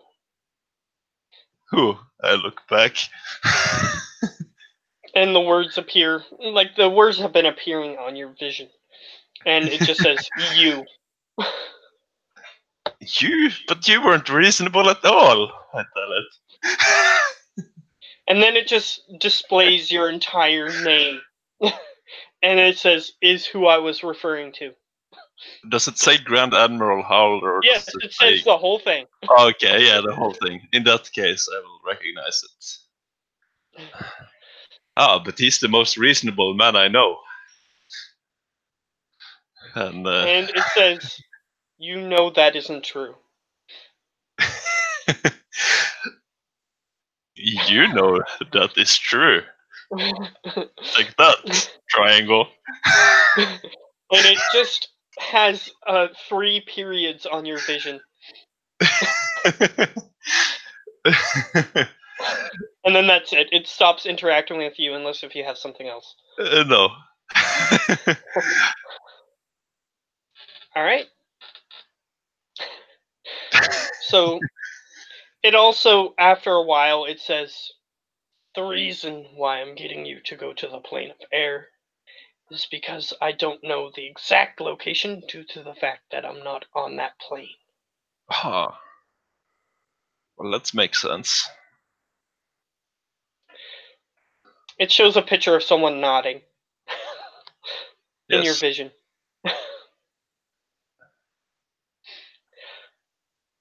However, that's completely unreasonable, and I put it back in the bag, and I put it out again. Okay, the Sphinx goes, "You realize that every time you do that, a demon summons." Oh, I did not. Well, are they covered in shadow, or are they like... What the... He goes, as you're flying, he goes, "Look there." And you see this gigantic thing that is like 10 stories tall with wings, wingspan of like a mile. And it's just sort of crawling out of the ground. Yeah, fly faster. I didn't do that. And it starts crawling up and it starts reaching towards you.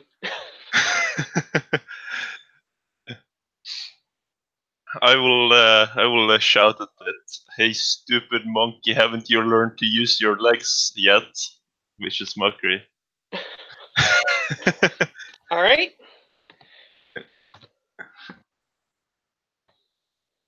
It succeeds.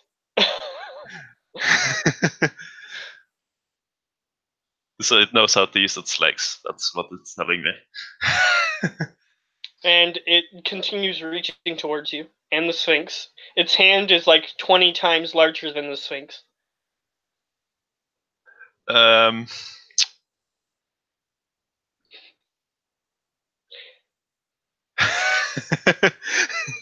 This is literally what happens if you destroy the item.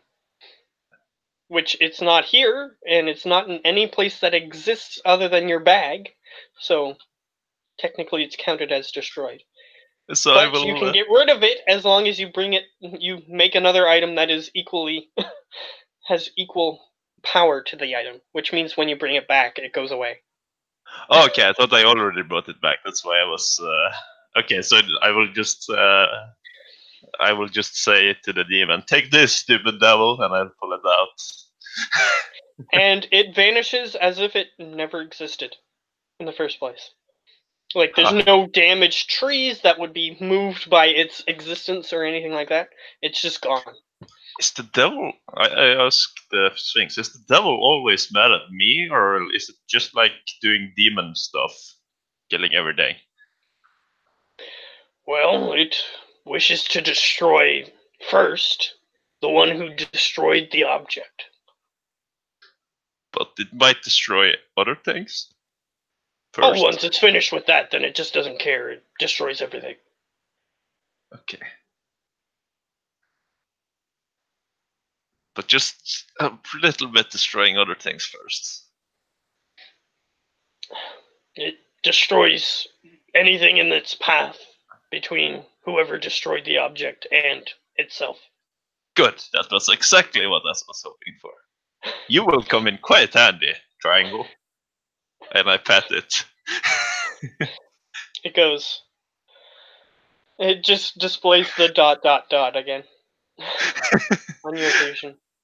And I will just say to myself, like lowly mumbling, well, there we have plan G. However, it seems as though the Sphinx is taking you guys back to the camp. Oh, okay. Well, yeah, I mean, Jaden could wait. I'll just blame Mindaro if he's being tortured and stuff. So, I guess. Sure, why not? um, so, you get back to the camp, and the Sphinx lands at the camp. So yeah, Sphinx. And I so was. far, you've taken about 2 weeks. So yeah, Sphinx. I was just thinking if we got the teleportation system up here in the temple, that we could set it out to the places we've like liberated, because you know how heroic I am, right? The Actually, Indaro says, we already have a circle set up here. We just have to activate it. Yes, that's exactly what I meant, and you get the honor of doing that. He he nods. Sure. You said that you learned how to use magic in this area. Like, I know about the activating of the screen and such. Oh yes. What about it? Maybe we could redirect the flow of some of that to the teleportation circle. Oh yes. Oh, that reminds me. We have like, yeah, kind of the power supply is like people here, and so if we manage to capture. Oh wait, can we summon like a demon inside a prison cell, or is that too large? Just shout out to their That things. one, that particular one, Yes. yeah, that's bigger than the building that contains the cell. So no, it wouldn't fit. As soon as it was summoned, it would destroy the entire building just by coming into existence. So there's just three large craters on the way up there now. No, the craters, as soon as you put the item back, the craters went away. Oh, okay. Okay. Um, Like I said, it put everything back to the way it was as if it didn't exist. okay. In that case, I will say, yeah, we can see what we have left, and I'll show him to the room there. All right. After a week, I'll say that Indara works with the engineers that are on your side, um, were with the cult before, but once convinced not to work with them, they realized, yeah, we were kind of silly, and the religion is probably we were worshiping the wrong thing. Since you now have evidence that the dragon can move and stuff, and is actually the statue. So they believe, but the other people are too far gone. Um, they believe that the other thing is their god. But either way, the engineers help him figure out how to redirect the power, and they do so in a week. And it just activates the circle, and it is currently glowing, and all the sconces around it are turned on. Now all you need to do is find other teleportation circles, and once you know where they are, then you can use this to teleport to them. So you just have to know their location and make sure that they work. Okay, so if we find one elsewhere, we can use it to teleport back, right? Yes. You Yeah. can use it to teleport back, and then you can teleport from that one back to wherever the other circle is. Okay. Like it And I goes lost. both ways as long as it's active. And I lost. Where actually I would have forgotten. Yeah, I wouldn't think about that now because that's like, yeah. I will. Yeah, I will just see if I can. I'll ask the orb. So, how do I get to the plane of air? The pyramid or The pyramid. okay. The pyramid indicates a relatively close by entrance to the plane of air. It is located within the Euclid itself. Ah, okay. And it's about 3 miles away, but it would have probably taken you either one really good survival check or a bunch of other survival checks to find it. And I will tell it. Uh, and how about my airship? How are those guys faring? You look back at the airship. I forget who exactly you left there. Mostly the crew that were blankly staring people waiting for the end. It's mostly them that remained back. Um, There's also the Dragonborn. Uh, yeah. Um, Goa Worm. Or yeah, Steel. there's different circles where each one is on a Google Maps view of the world. Um, and you see most of them are clustered in the ship, but there's like one or two that are on the exterior of the ship. They're still in the area where the ice is starts. However, one is about a mile away from the ship. Okay, is that Exil? Because I think Exil got to the temple, right? So I'll check if she got back to the ship. No, she's still at the temple, so Okay, she doesn't even show up. okay, sure. So I'll just go and find her at the temple then. Okay, you go to her. She's just sort of standing there. Okay. So yeah, I'll inform her that. Is there anything else you'd want for the ship and such? She goes, well, I came here with you. The ship is fine. They'll be fine on their own. God of War should be able to take care of that. All right. Because I have another ship now too, with like a sea elf and a bunch of other people. Oh yes, you sent that crew off a while ago. I, of course, noticed. So yeah, if you want, you could head back to the ship, and you guys could do what you think is best, as long as and kind of the general stuff. I'm still the captain, and I still get a share. Hmm. She's like, Yeah. So you want me to go back? Well, it's up to you. It's whatever you want, really. But I'm headed to the plane of air, so... Do you have flying? Like, can you fly? Well, I can if I have the proper magics, but not on me. Tomorrow? Can you fly? Or make me fly? Oh, no. I'd have to make a potion and have the right ingredients. Ah, one of those potions, yes. Where do I find potion supplies for potion of flying? I asked the orb. And a lot of it. Um, it sort of indicates the highest quantity areas, which is the cloud fill terrain, um, which is an island floating in the clouds. Um, you assume that there's probably something there, even I though turn it back. I have a yeah, 2 days max travel distance. it starts searching around.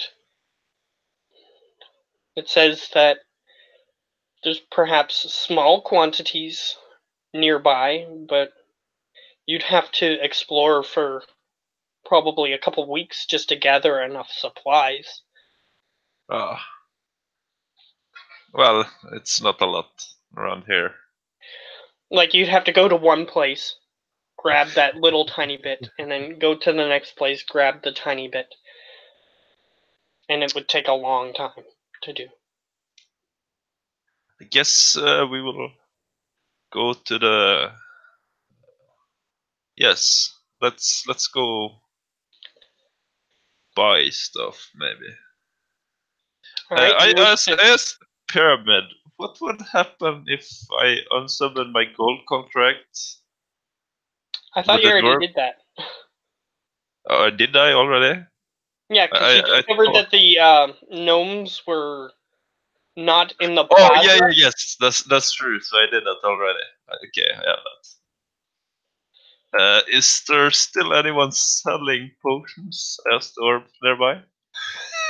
Um, it looks around and it indicates one, Is it which is in... underground and the place that you know. Okay.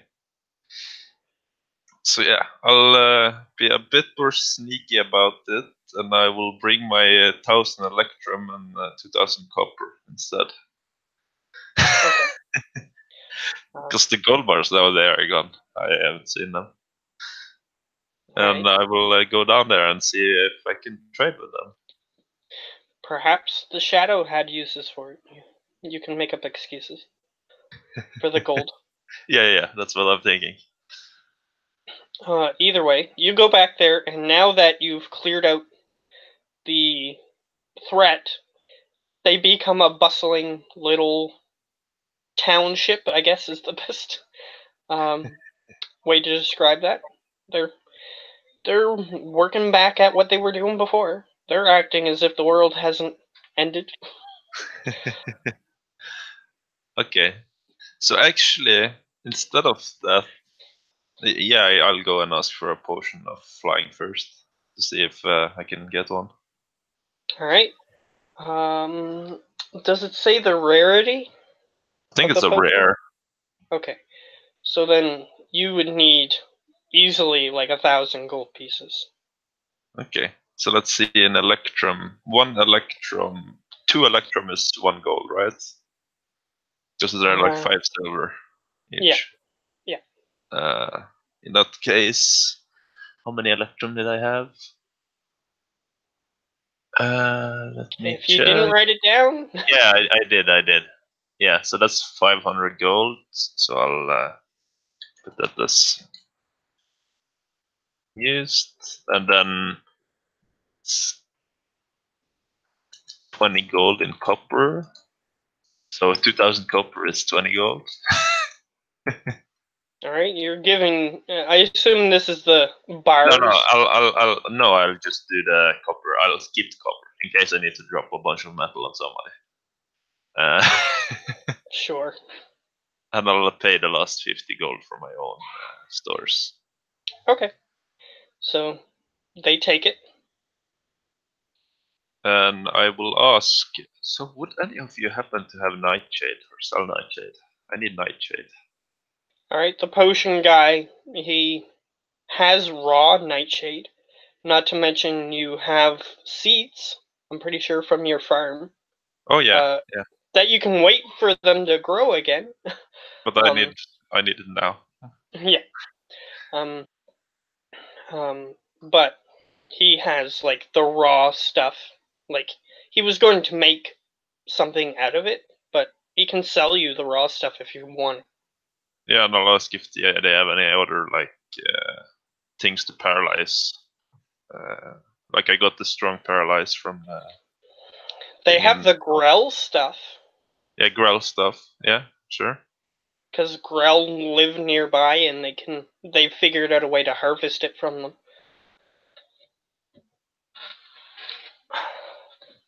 So Yeah. they can give you some of that. Anything Uh, else? yeah, just Grell and Nightshade then probably. All right. I'll What do say they that cost? your total, you get 10 doses of each, Yeah. and you spend 100 gold to get that. Okay, that's worth it.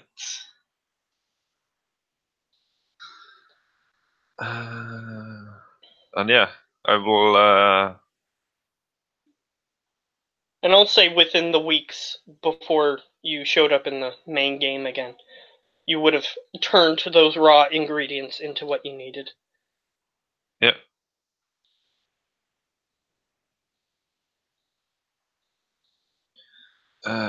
So yeah, that will be it All right. for now.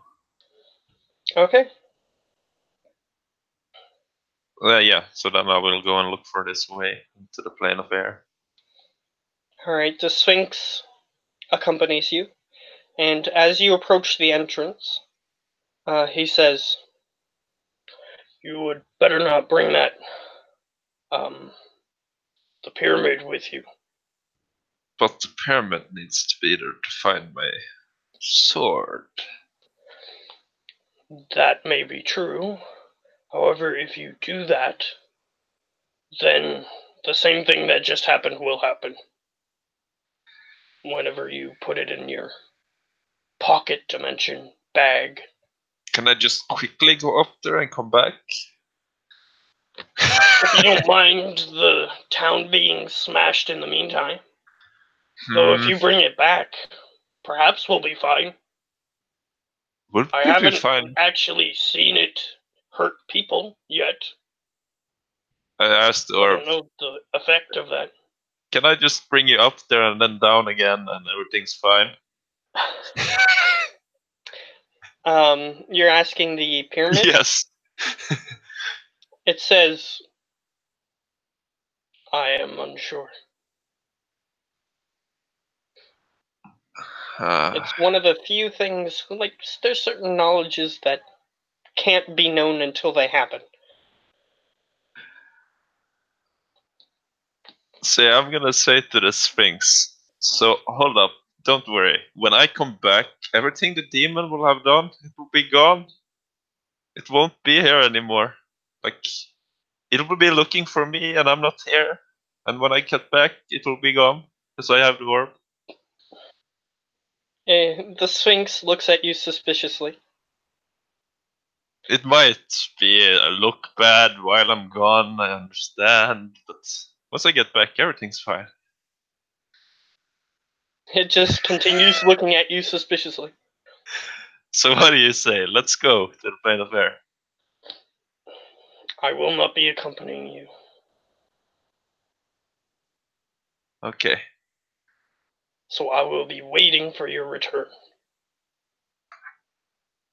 with the object, and then when you bring the object back, I will be going back to the camp to guard the object. All right.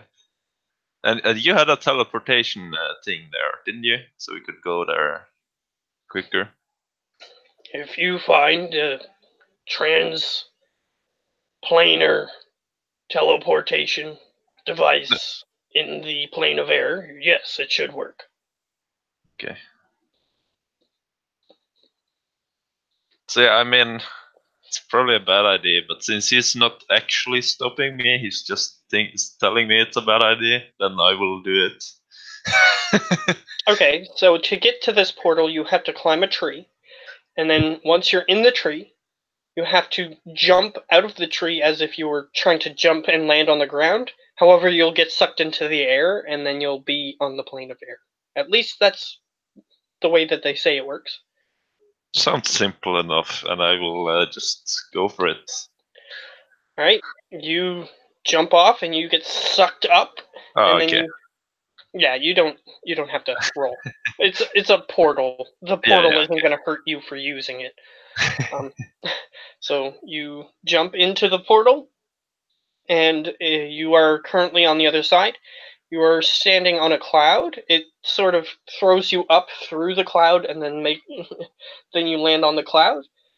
The way to come back is to go through the cloud, and you'll fall for a while, and then you'll see suddenly the tree, and then you'll land on the ground. Yeah. All right. So you're there. I'll tell the pyramid. Now we're off to. It says adjusting for a few minutes. I'll just flip it like this. I Sort don't of. think that's how it works. I just say it to annoy it. That's pretty much. It's never been on the plane of air, so it's gathering a bunch of information, and it's Yeah, yeah. I know. I say that to mess with it. Like, is this okay? How about I adjust you a bit more? and it appears on in your vision. It doesn't matter my orientation, How about this? and it answers the same thing. The orientation doesn't matter. So Okay. about 15 minutes later, it says it is here, and it indicates the palace within the city of Aqua. Okay. And now, how do you suggest we fly there? You're the one with the pyramid head. It says, haven't I given you enough? Well, you have, but it never hurts to get more than you bargained for, does it? Return me. Very well. I'll throw it down. Right? It falls, and it appears to, like, you sort of peer through the cloud, and it appears to vanish suddenly. So you assume that it went, like, it didn't just fall forever into the endless abyss. I will. So it actually went back I to where will it was go supposed down to be. and check because I can get back up, right? So I will just Yes, go you can. down and check with it instead of Well, it's already done. But yeah, I'll just jump down. Okay. Here's what I'm gonna say. Since it doesn't affect anything, you drop it down, and then you're like, better make sure. And then you jump down, and you end up on the material plane again, and the pyramid has landed on the ground. Okay. Is the Sphinx nearby or? The Sphinx is actually laying on the ground on his side, and he goes, oh, that was painful. Well, it was. Well, nobody died, and we got a lot of information. The The pyramid was Sphinx really says, helpful. the Sphinx says, yes, now it knows more about the plane of air. So worth it. As it just lays there in pain. I mean, everybody needs air. Like, don't you breathe? I will make sure everyone is safe at the camp. As it picks up the pyramid in its mouth. Thank you. After limping over, and you see that it has a severe wound on its leg. Does it look life-threatening? Fortunately, no. Okay. Uh, And you do have some healers back at the camp, so hopefully, if yeah. anything catastrophic happened to the camp, they're currently at work. So yeah, I'll just tell him that there's some people that could probably help you with that, not too far away, and He I'll goes, leave. "It was about to destroy the temple when I got in its way, and it attacked me instead. Yeah. Luckily, I didn't die." You can surmise it has about 5 hit points left, and it only got hit once. So, Well, luckily, I'm. there is some time dilation between the planes, so it didn't have much time to do anything.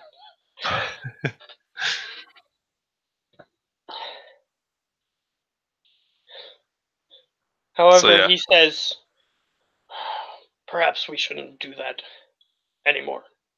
yes, I'll try and be more careful.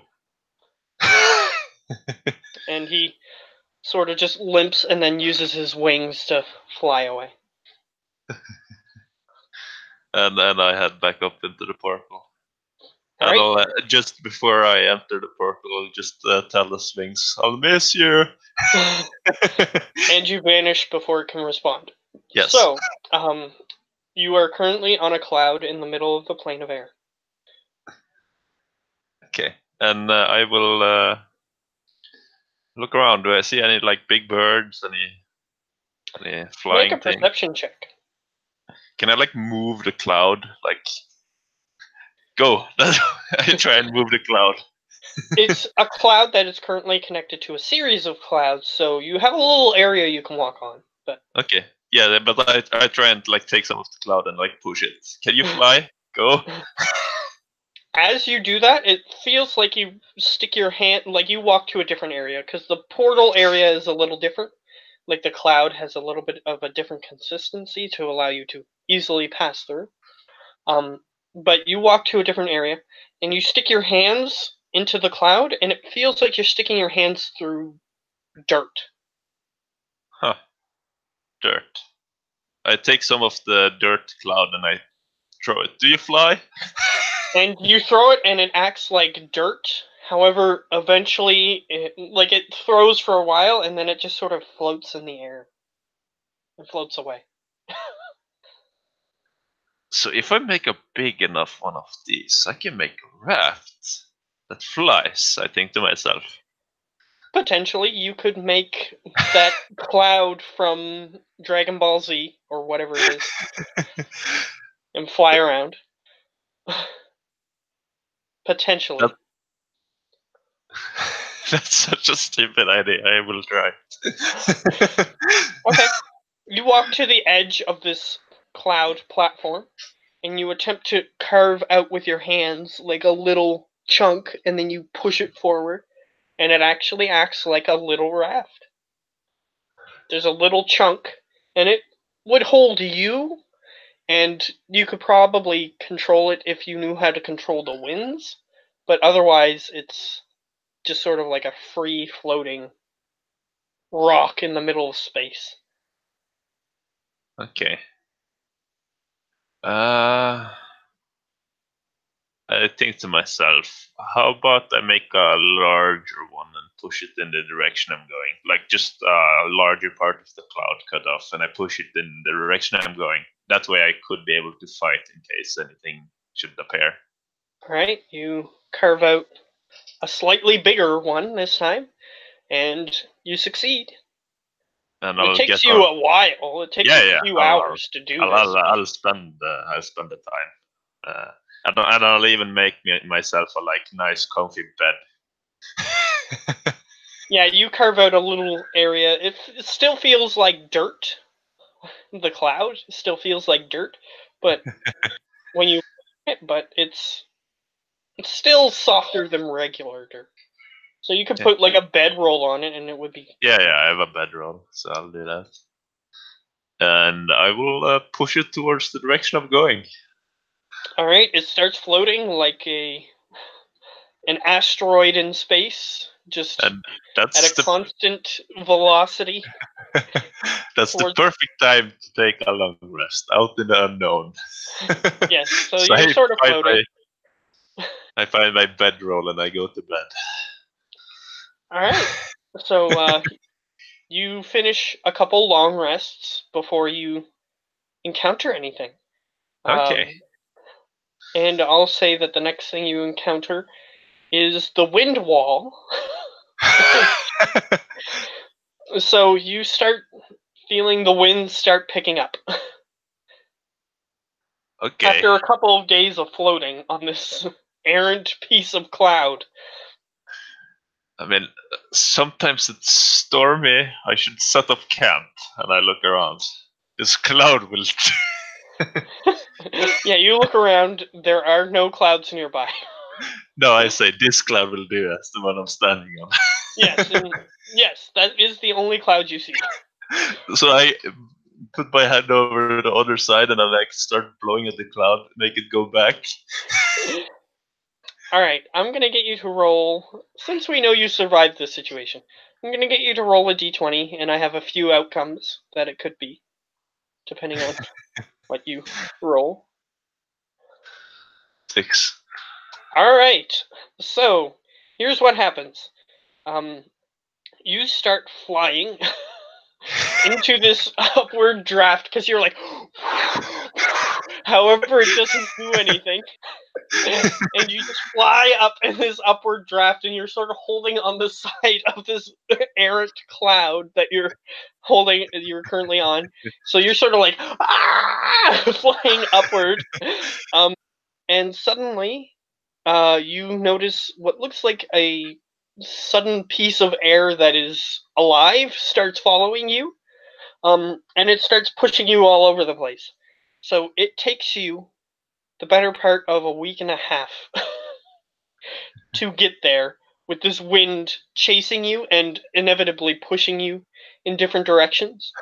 Um, you eventually reach there where a calmer area, and then it takes you another couple days to get there. So in total, it takes you a week and a half to get there. Yeah, that's fine. And I think, yeah, like I at least made it there because I think we could call it now. I have to get up Yes, you tomorrow. made it. You made it to the location, Yeah. um, and we pick up inevitably when you encounter.